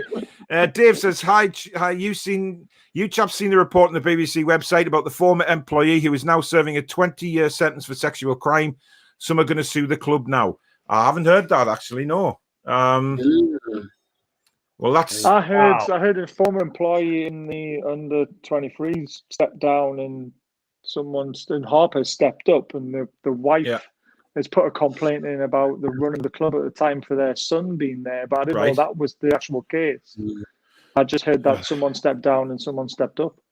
Well, that's all we need, isn't it? More brilliant news reporters on Newcastle United. They'll have a frigging field day with that. Reese, all right, lads, I don't want to single any player out, but is Jamal Lewis good enough for the Premier League? He looks way out of his depth. John, what do you think about that? For what I've seen at the moment, I just don't think he's being coached well at the minute by Bruce. Under a different manager, I think he'd be absolutely fantastic. But at the minute, I just feel sorry for the kid, because at the end of the day, I mean, he's come here to Newcastle with a huge reputation. I thought he's going to be one of the better players, but it just hasn't worked out for him at this moment in time. But listen, I mean, I watched him play. I mean, he's had one or two good games, but unfortunately for me, I just think he needs a different manager to guide him at this moment. That's what we need to get rid of Boost. He get someone in, and then a manager who's just giving that confidence back. At the minute, he's just lacking the confidence, like we saw on Saturday. Yeah, I do believe there's a player in there without a doubt. I mean, I saw him lots of times for Norwich last season, and I do believe he's up to the Premier League, but providing he's nurtured in the right way, and Steve Bruce just isn't the man to do it. Thomas says, you are right, Paul, about the GOATs. Well, thank you very much. Lads, we've just been called the greatest of all time. That's a very, very high compliment from Thomas. Barry, stop wrecking your kitchen or wherever you are. Sorry, mate. That just went right through my headphones, but I'll let you off when my ears start bleeding. Mark says, Leeds fan here, marching on. Thanks, Mark, for joining the channel. A hairy hamburger. I'm not sure I've seen one of them before. Evening, guys. Evening to you. I hope you're very well. Trey says, Jones said, I'm going to chin Bruce. Kraft said, you'll have to get past me first. Bruce has 2 black eyes and a thick lip. So basically, he can't even stop Jones going to chin Bruce. That's just, Geordie says, I wouldn't give Graham Jones the job as manager, even if he is an interim. Given how his time as Luton Town manager worked out, he's more of an assistant manager. Barry? Yeah, I mean, when I listened to his interview when he first came, he did highlight how poor he was at Luton. And he says he's learned a lot of lessons, and he feels he's grown as a man and as a man manager, and potentially wants to be a number one again. So, I mean, how many times has Bruce failed at clubs? Why can't we give this man a chance? He's come in, the formation changed, the style of play has changed. I think we should give him the job, and anyone's better than Bruce. Yeah, I agree.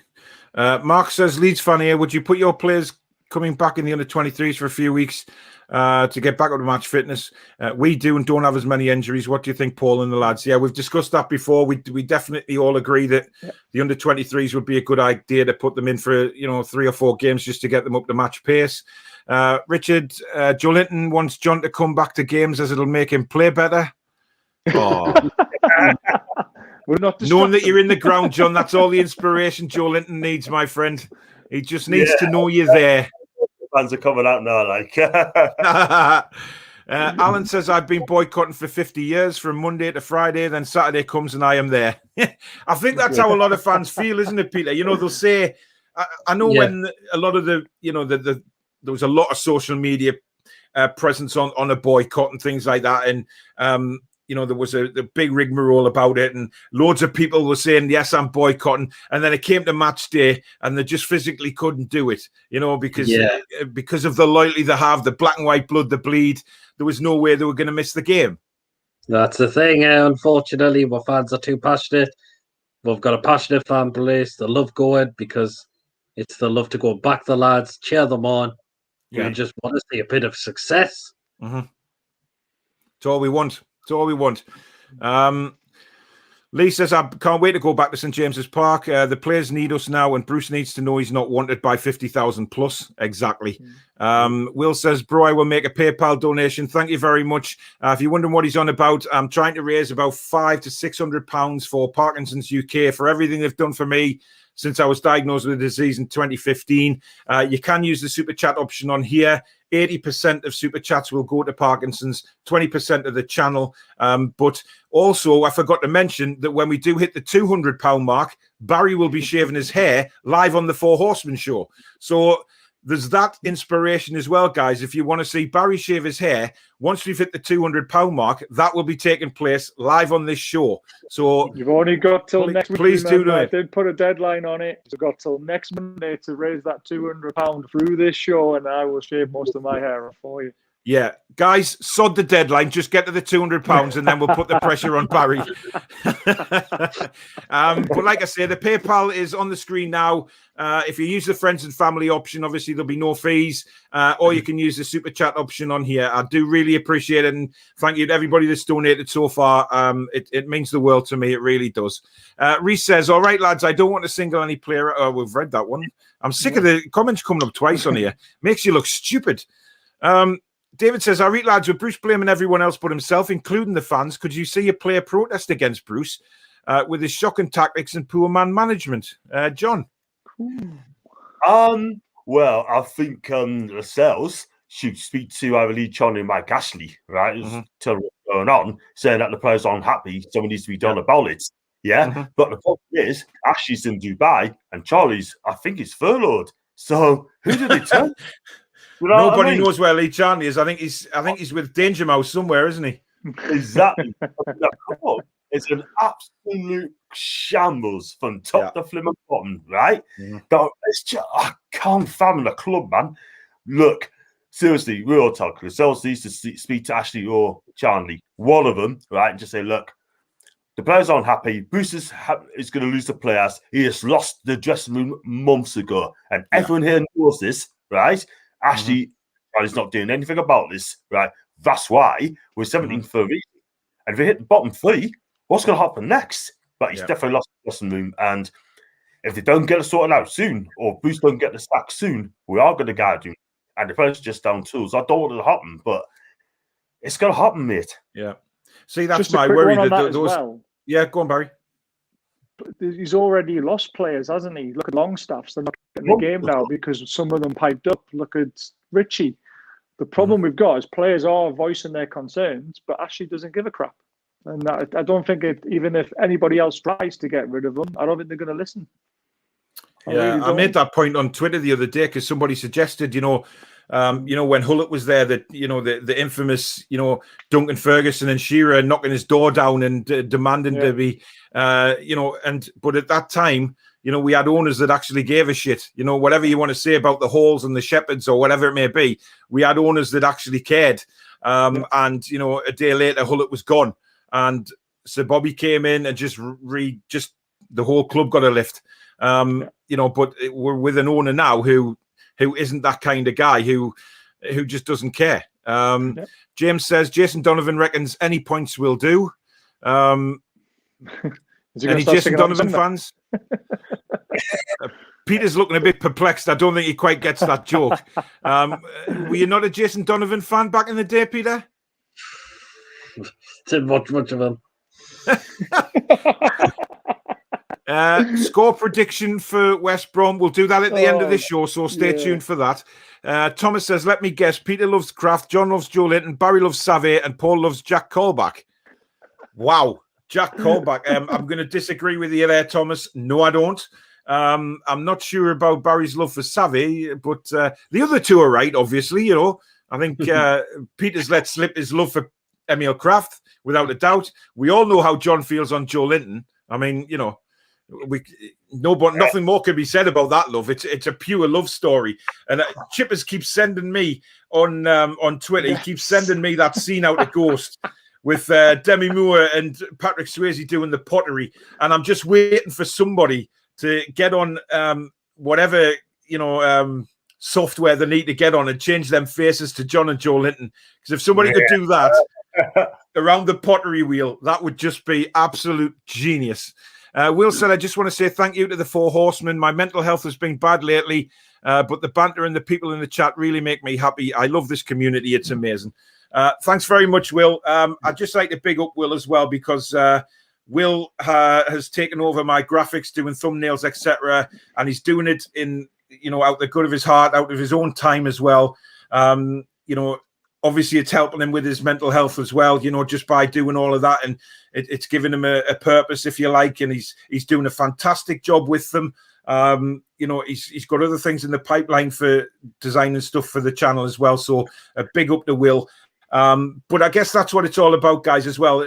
During these difficult times, or even people that are struggling with mental health, the shows like this and all the other shows that we do on YouTube, you guys and Steve Wraith and Sharky and the Newcastle Fans TV, Magpie TV channel, all of us, we're doing things to keep people occupied and give people a laugh, and just let them have a good time. They can shut down for 2 hours and watch this show and just smile, really, and that's what it's all about. And thanks to you guys for being part of the channel and helping that as well, because Barry, you've mentioned your mental health issues in the past, and gaining the confidence to start a YouTube channel and things like that, and it just shows that things like this, we sit in front of cameras and things like that, but we don't, I guess, realize how it gives people a big lift at times when they really need it. And even after COVID, we're all going to continue what we're doing, I'm sure of that,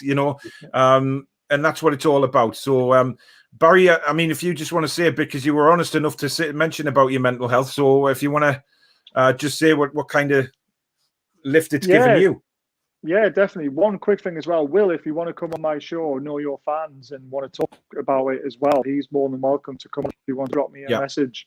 So basically 7 years ago, my best mate said to me, you should be doing a channel on football like that Geordie guy, I forget his name. But I said, the True Geordie.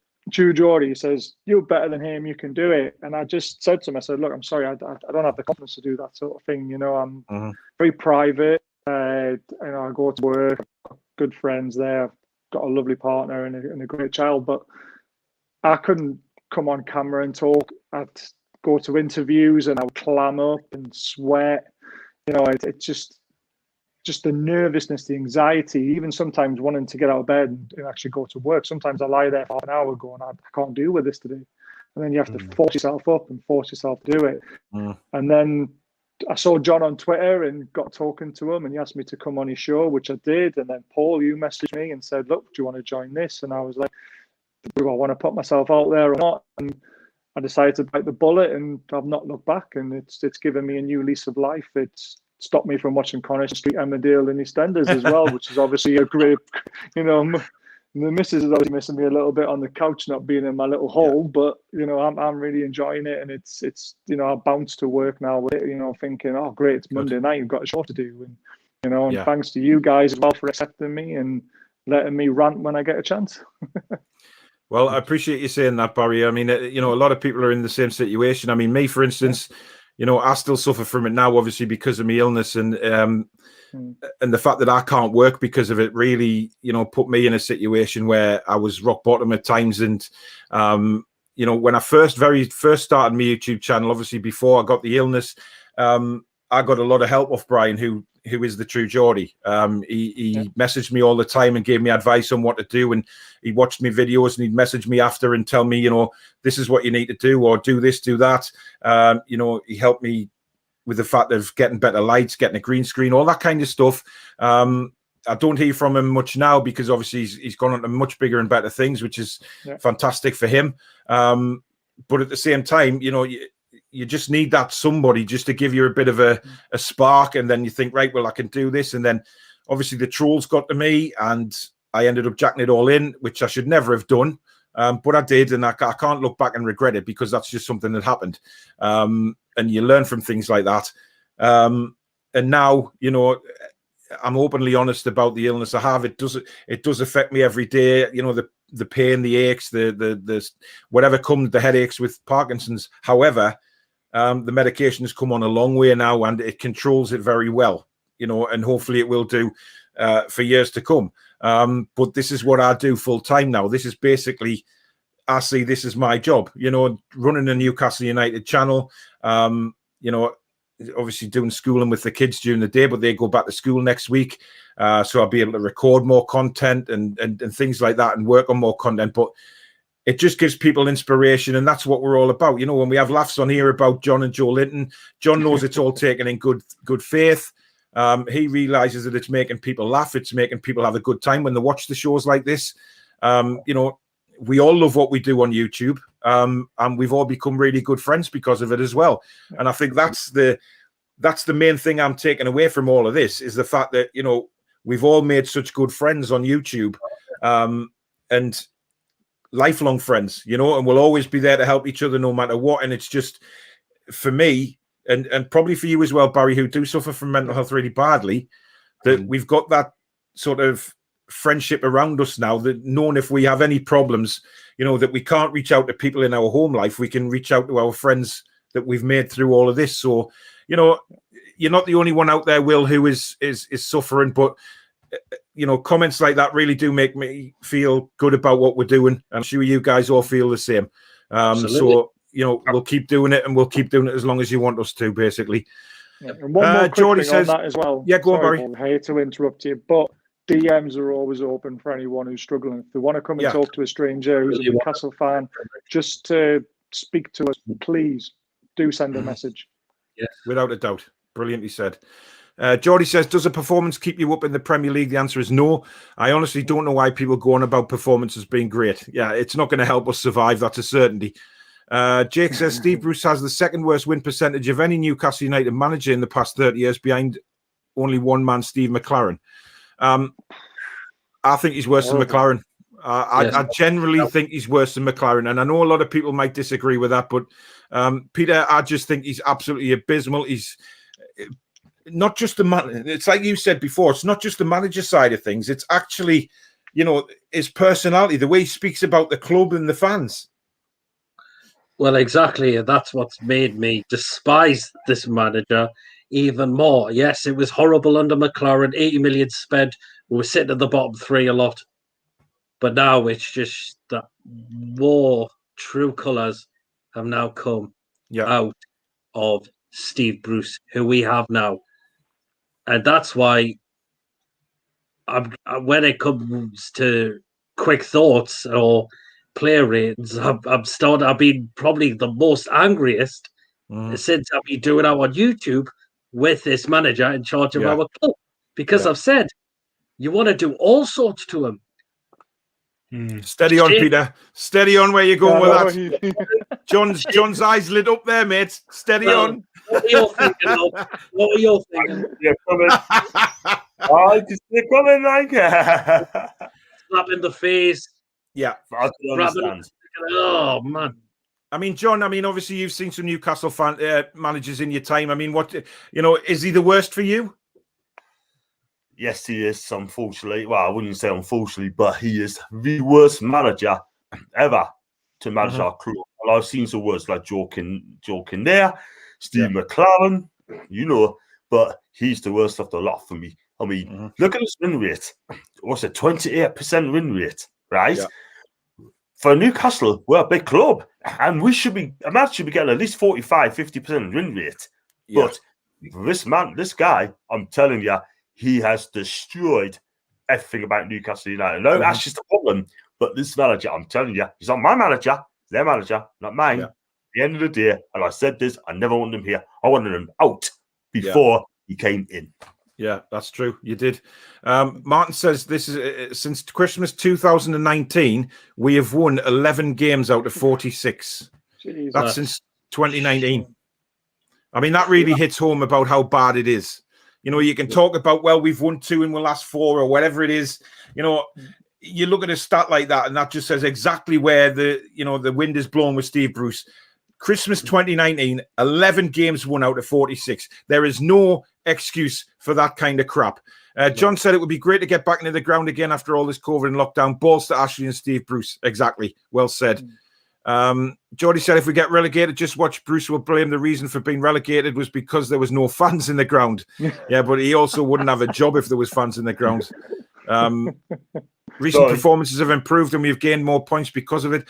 Oh, you know, I'm not so sure. Yeah, Matthew says Joe Linton has been spotted in Asda. He has just shit his pants in one of the aisles and the manager had to wipe his ass. Dear me, Matthew, where is your imagination going with that?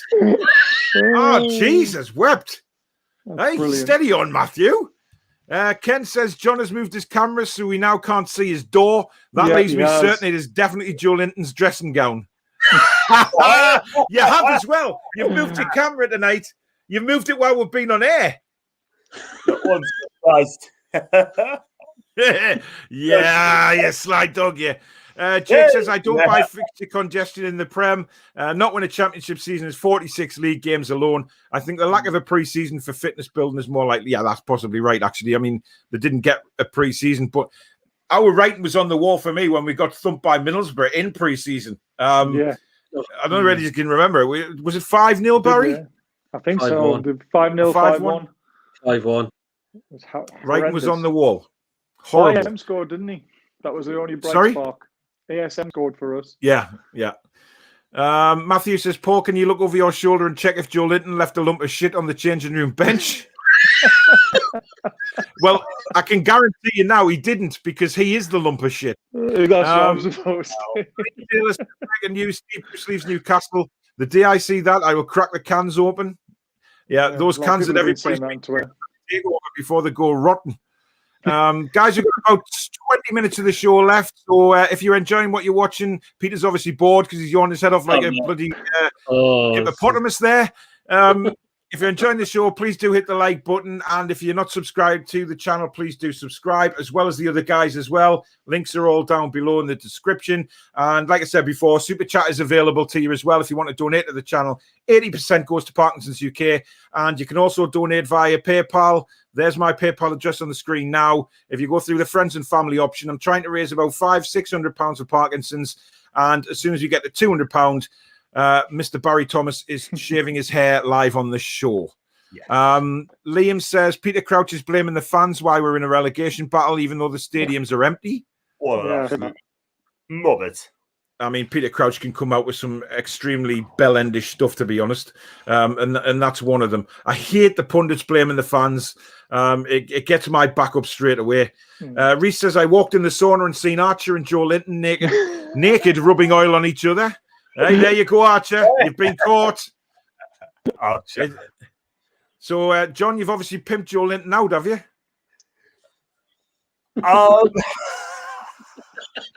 No comment. Pimping him out to Archer. I mean, of all the blokes in the world, you pimp him out to Archer. Jesus. Love it. Thomas says, I saw PD and Kraft cooking in Blythe Butchers. They cooked a delicious blobfish. You're getting the Blythe Butchers now, Peter. Oh, dear me. Sausage your teeth. Oh, no. That Kraft rating, mate, it's going to bite you in the backside now. You just know it is. Alan says, but lads, are we as good as we think? Watched a game on Twitter 2 days ago. Brighton 5 years ago. Shelby Lascelles, Dummett, Richie Hayden still at the club. Lack of investment is criminal, and that's down to Ashley. Yeah, I've seen that. I mean, so many players still at the club. You know, you've got Atsu there. You've got loads. Actually, if you look through the whole squad, The whole team, almost. The majority of that is still a championship squad, to be honest. Jake says Lee Charnley last spotted a Chelsea Atletico game. He was the ball. Looks like a different ball. Brilliant. Brian says, one slowly Linton. There's only one slowly Linton. Thank God. Oh, do we have to mention slowly? Please, no. I mean, people have had nightmares for weeks for that. Slowly, John. That's Chipper's slowly, John. Tom says Joe Linton and Lee Charnley having fun in John's bath while John is live on the show. His phone went before to see if John is having a house party. Love it. Oh my God. That is a scary thought, Lee Charnley and Joe Linton sitting in John's bath. My God. Steve Bruce says, will any of you be buying my autobiography when I release it? It's called The Theatre of Dreams. Definitely not. Jake says Theatre of Pies. That's more like it. More likely. Yeah. Geordie says, I would only keep Graham Jones if we could get Roberto Martinez. I mean, I think I'd be happy with Martinez, to be honest. I quite like him as a manager. Archer, the Steve Bruce song, here, Mr. Bruce, hand over your tinky winky and we bomb your crack. He never has a shave because he got sticky pubes. Joe Linton save our season and wax my crack. What on earth are you saying there? It doesn't even make sense, Archer. I mean, you can't read that as a sentence. What is that supposed to be?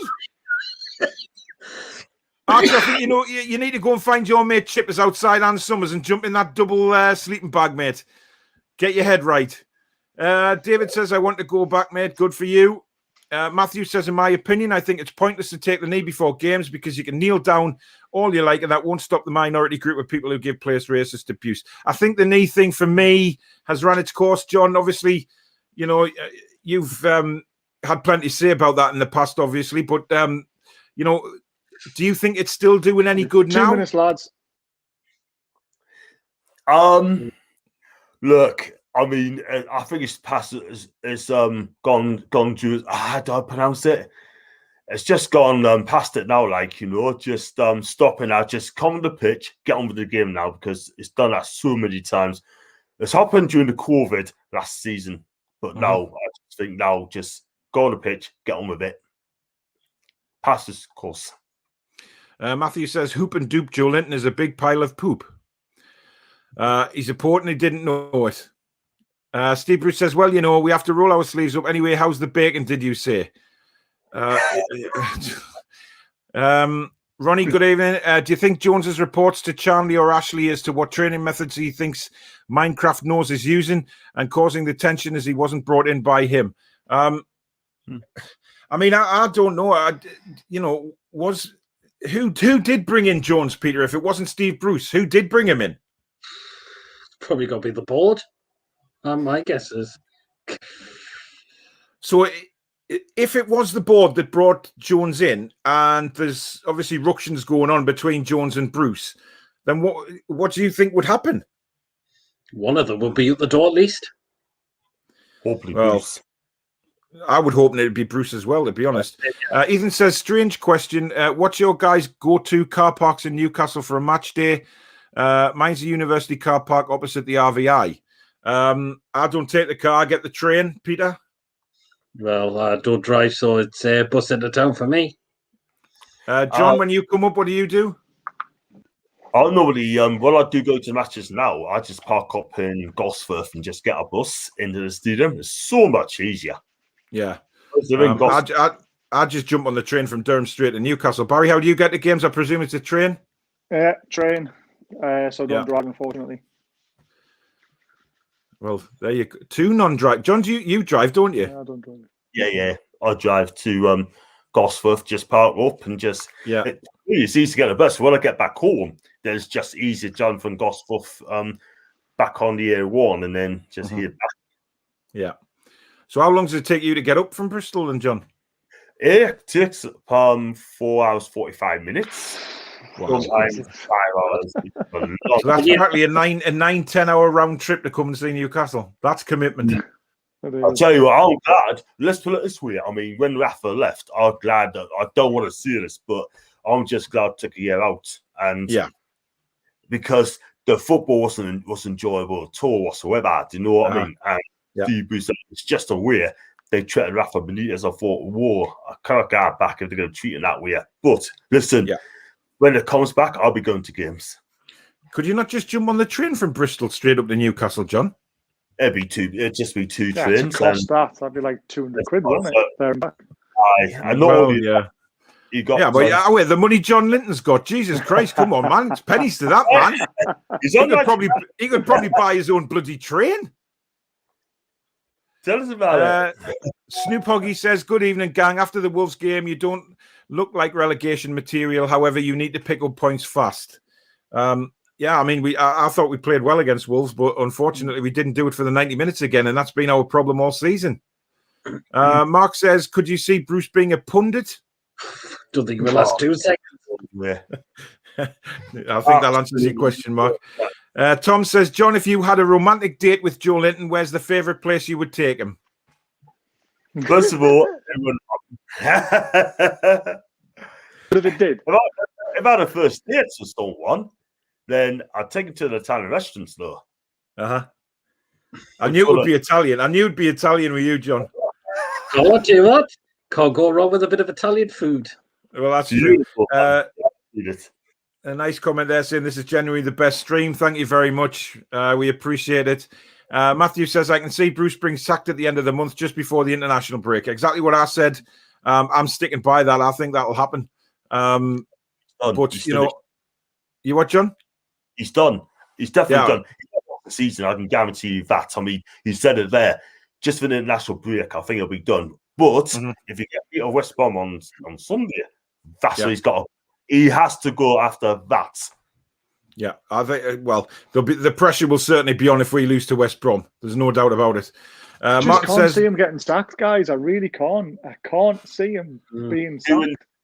The thing is, so Barry, 2 wins in 17 games, right? That's not. I know, but we've been spouting all these stats about how bad he is. 11 wins since 2019, and he hasn't been sacked.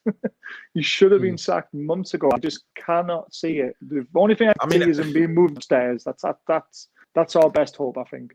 Yeah, I think there'll be a breaking point with Ashley. I think the panic will really set in shortly. It has to. Unless he's holding on because he knows a takeover is going on. I mean, you just don't know what's going on behind the scenes. That's the thing. True. Lee says Steve Bruce will have to get a cabinet before long so he can store all of those cabbages that he's collected over the years. He also says breaking news, Bruce sacked, and breaking news, Kinnear's back. God, that is a nightmare. Jesus Christ. I'm going to rattle through some of the comments, guys, because we are coming towards the end of the show. Matthew's worst managers, and Steve Bruce is topping that. John, has Joe Linton's nappy delivery arrived yet? Yeah, in Brazil. Thomas says Paul loves blobfishes, John loves Joe Linton, PD loves Kraft, and Barry loves proboscis monkeys. Well, there you go. Matthew is saying he was looking forward to the Cure of Insomnia derby on Sunday. I'm dreading it, me. Like, I honestly. Jason said, saw Joe Linton, Kraft, and Ann Summers trying on thongs, ready to surprise John and Peter in the nudes on tonight's show. Jesus Christ. Jason, I think your mind is going where Chippers is at the minute. David says 1 point talking about the other games. Brian says, don't blame Joe for his lack of goals. He wanted to be a fisherman, but he couldn't find the net there either.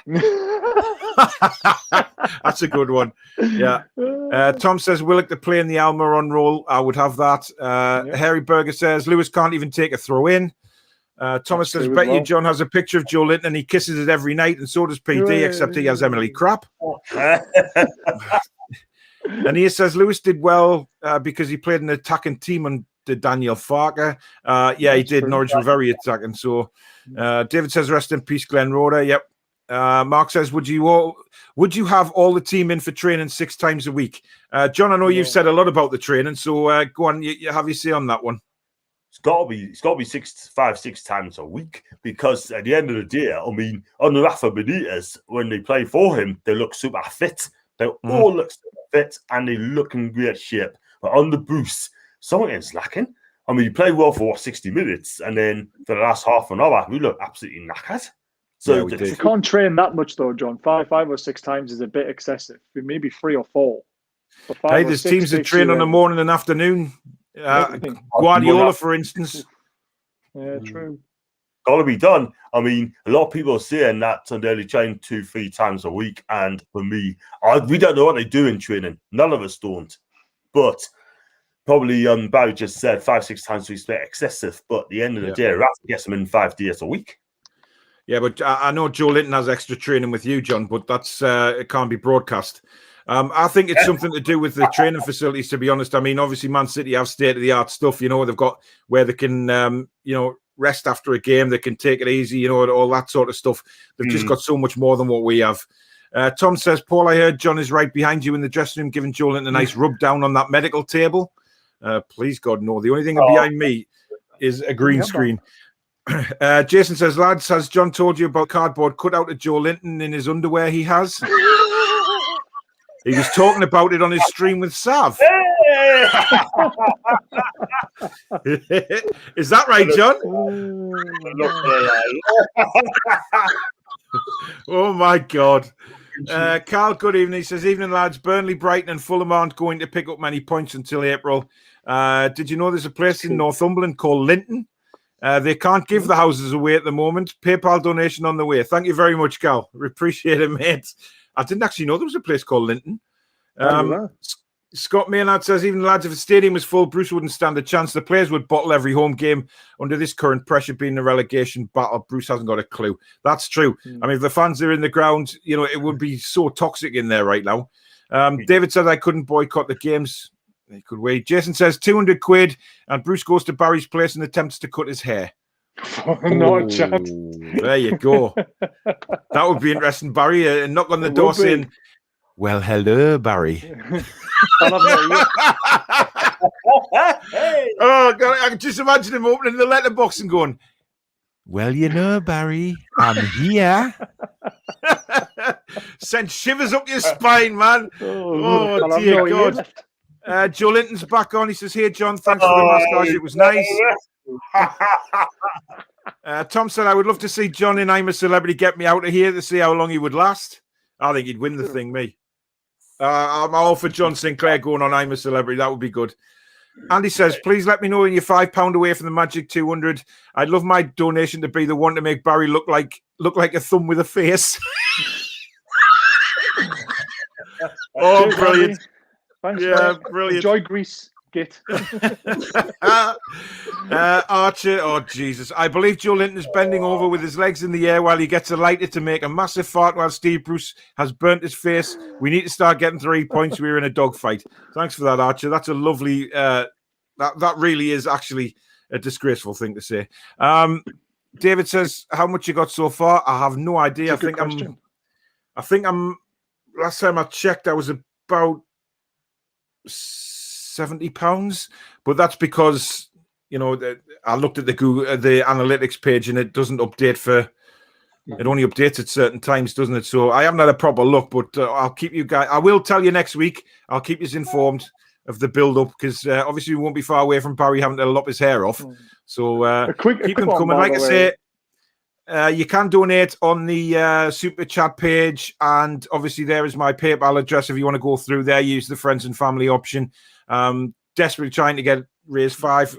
Well, I'm probably going to go for £600 for Parkinson's. If you go through the super chat, 20% of that will go to the channel, 80% to Parkinson's, and obviously everything through PayPal will go to the Parkinson's charity. So once we get to £200, off comes the hair, Baz. Yeah, a really quick one. We haven't discussed Shelby tonight. No, we haven't. I have actually got Shelby on my list, and we may as well talk about him now to close the show before we give a score prediction for West Brom. I gave Shelby an 8 and man of the match on Sunday on Saturday night. I thought there's a player in it.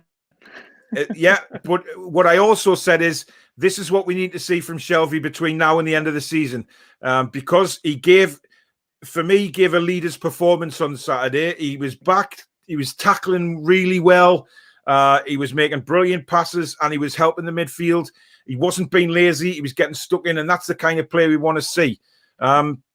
Peter, I know you mentioned about Shelby on your play ratings, and you were quite impressed as well. I was, yes, I really was. Makes a change because his last previous performances have looked nothing but absolute laziness half of the bloody time. But it was the Shelby way where we first brought him into the club. Known for his creativity, know he can pick a pass out to anyone who's waiting to get on the end of it. And now it's time to step that up now for the rest of the season. Yeah. John, what's your thoughts on how Shelby performed?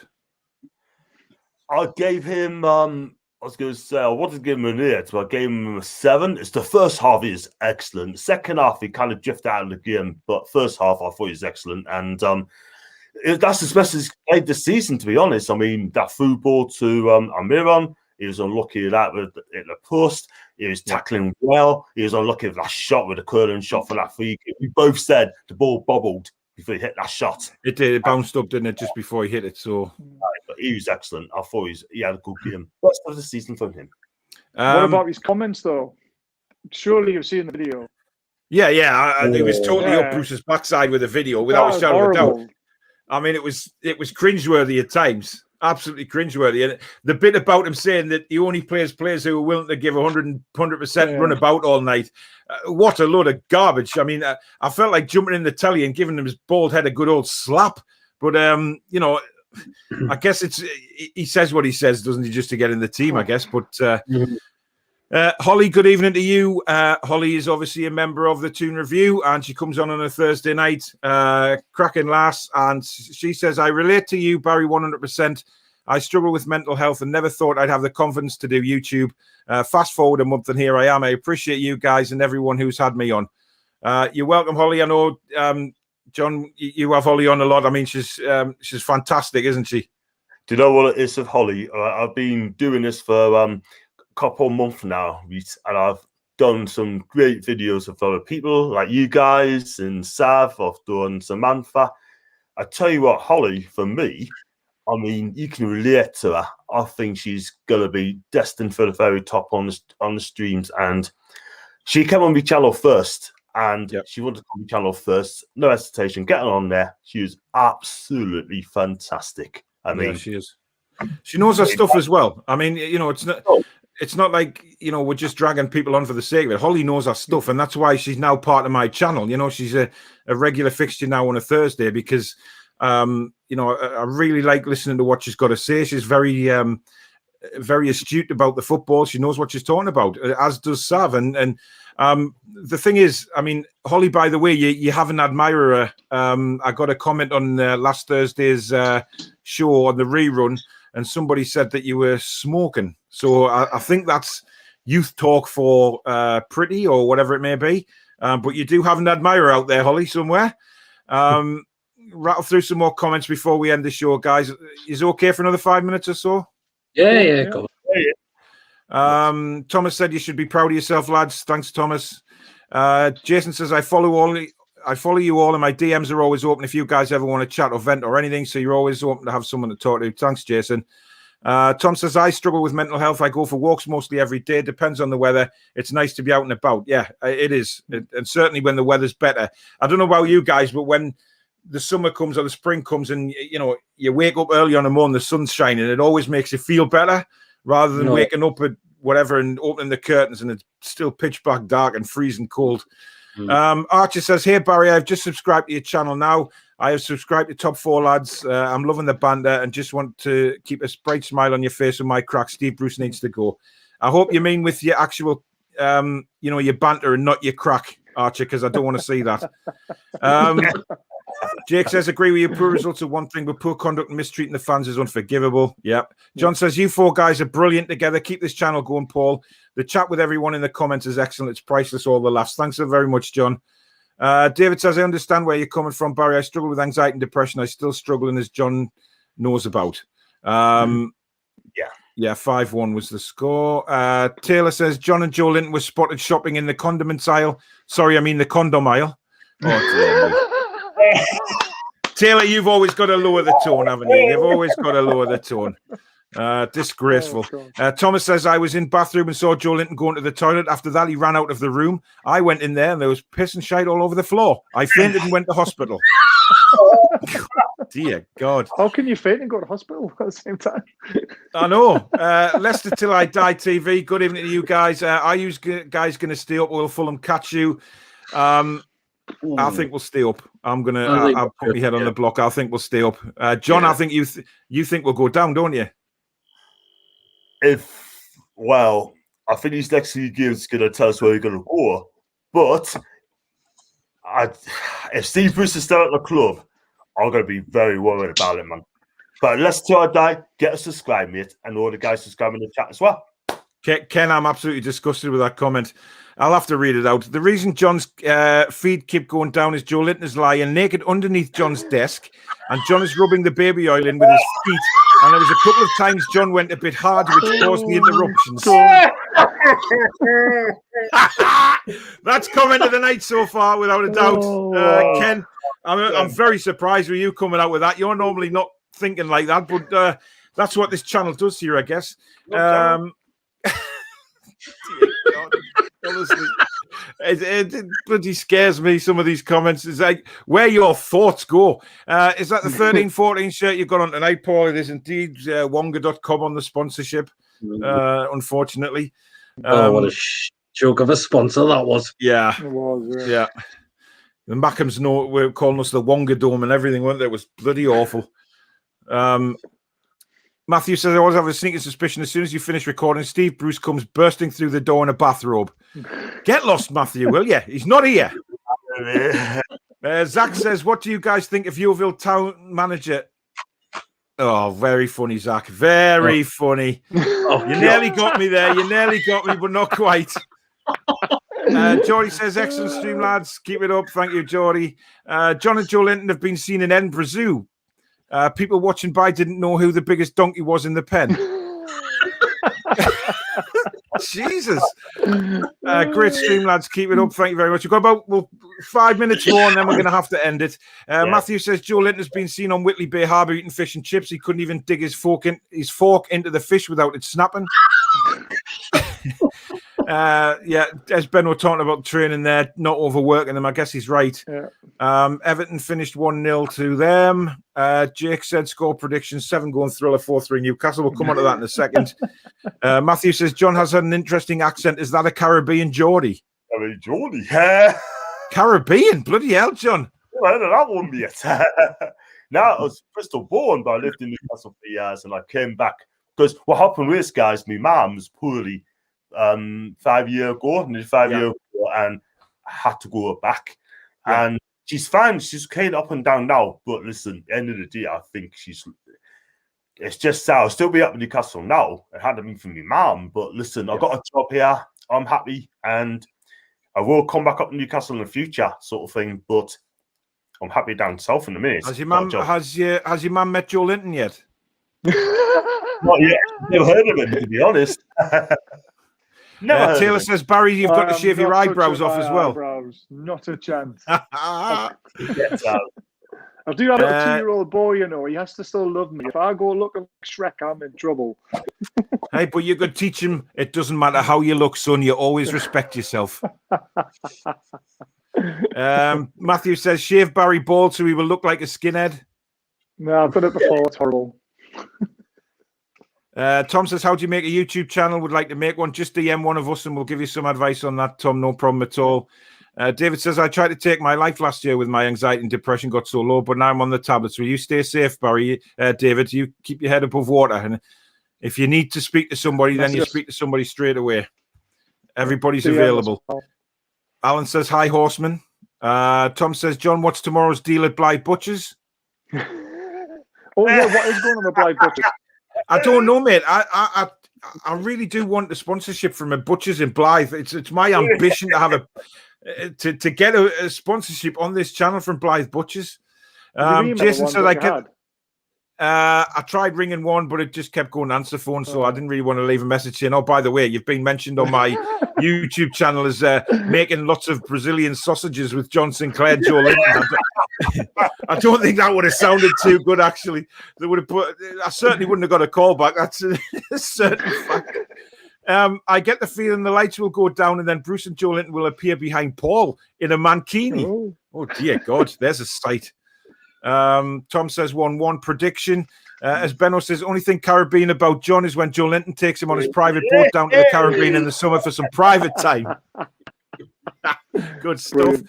Thomas says, lads, is there any chance I could have any takeaway? I want a nice dinner from Blythe Butchers tomorrow. I want some Joe Linton ice cream for dessert. And then he says, in summer, PD Crafts chips. Oh, dear me, how. Tom says Proudlock and John have got to grow a beard till the takeover goes through. That's not a bad idea. I could do it. I've done Movember for like a month, and after that, it's gone. Full beard. Oh, it just when it grows fully, and I just do like the itchiness, and I'm like, "Where's that razor?" Mine's like grass. Sometimes like I just can't be asked anymore. You what, Barry? I say it'll be down to his ankles by the time the takeover goes through. I know. So yeah, I thought about saying that I won't have a shave until the takeover goes through. And I thought by Christmas I'll look like bloody Santa. Tom says 2-1 to Newcastle. Anea says 1-0 to Albion. Thomas says 2-0 Newcastle. David says 3-0 West Brom. Bloody hell. You're confident, David. Jason says Kraft Linton. There's a name for you, John and Pete. We will fight for him. That's one of them. Right. On the spot before we end, guys. I'll start with you. Prediction for Sunday's game at West Bromwich Albion. Who was starting with? Sorry, John. Oh, probably. It's going to be 0 each. 0-0. 0-0. Hey, you never know. Barry. I'm going to be confident for a change, and I'm going to say 1-0. And Peter? 2-1 to the Toon. Get in, son. That's what I like to hear. I'm going 2-0 Newcastle. I'm going for a clean sheet and a 2-0 win, and I'm going for Joe Linton to score twice. Oh, Jesus Christ. I'm sure you said you wanted him dropped for Gale at the start of the show. I may have said that, but he comes on a sub and scores twice. Fair enough. I can't believe I've just said that, but there's just someone telling me we're going to win 2-0 and Joe Linton's going to score twice. I'm actually scared of my own thoughts now. I daren't go to sleep. Last few comments now, and we're going to end, guys. John is currently looking down to use sign language for Joe Linton to lower the tempo of him foot massages. I wonder what could happen after this stream. I dread to think. Alan said, would you take a point now? No, I want all three. I'm going to be greedy and say I want all three at West Brom. Thomas says, I saw John and PD at Kyle Walker's house for the lockdown party. Tom said, fantastic show tonight. Hungry Like the Wolf says 4-1 to Albion. Bloody hell. Jesus. Joe Linton scored twice. You jinxed it, Paul. Yeah, I have. I know that. Anea says, great show. Jason says, John has got a lot of rubbing to do, Paul, if Paul wants Joe Linton to score. And Tom says, John, you're a boring fart. That's because I said 0 each. Yeah, exactly. Says, just tuned in.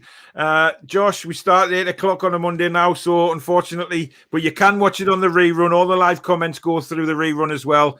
Thank you very much, everybody, for watching the show tonight. Like I say, if you want to write that PayPal address down and donate to the my PayPal account, obviously raising the money for Parkinson's, it's on there now. Just use the friends and family feature on there, so there's no charge goes on. Lads, thank you very much again for coming on. Part of my channel. They're absolute gems.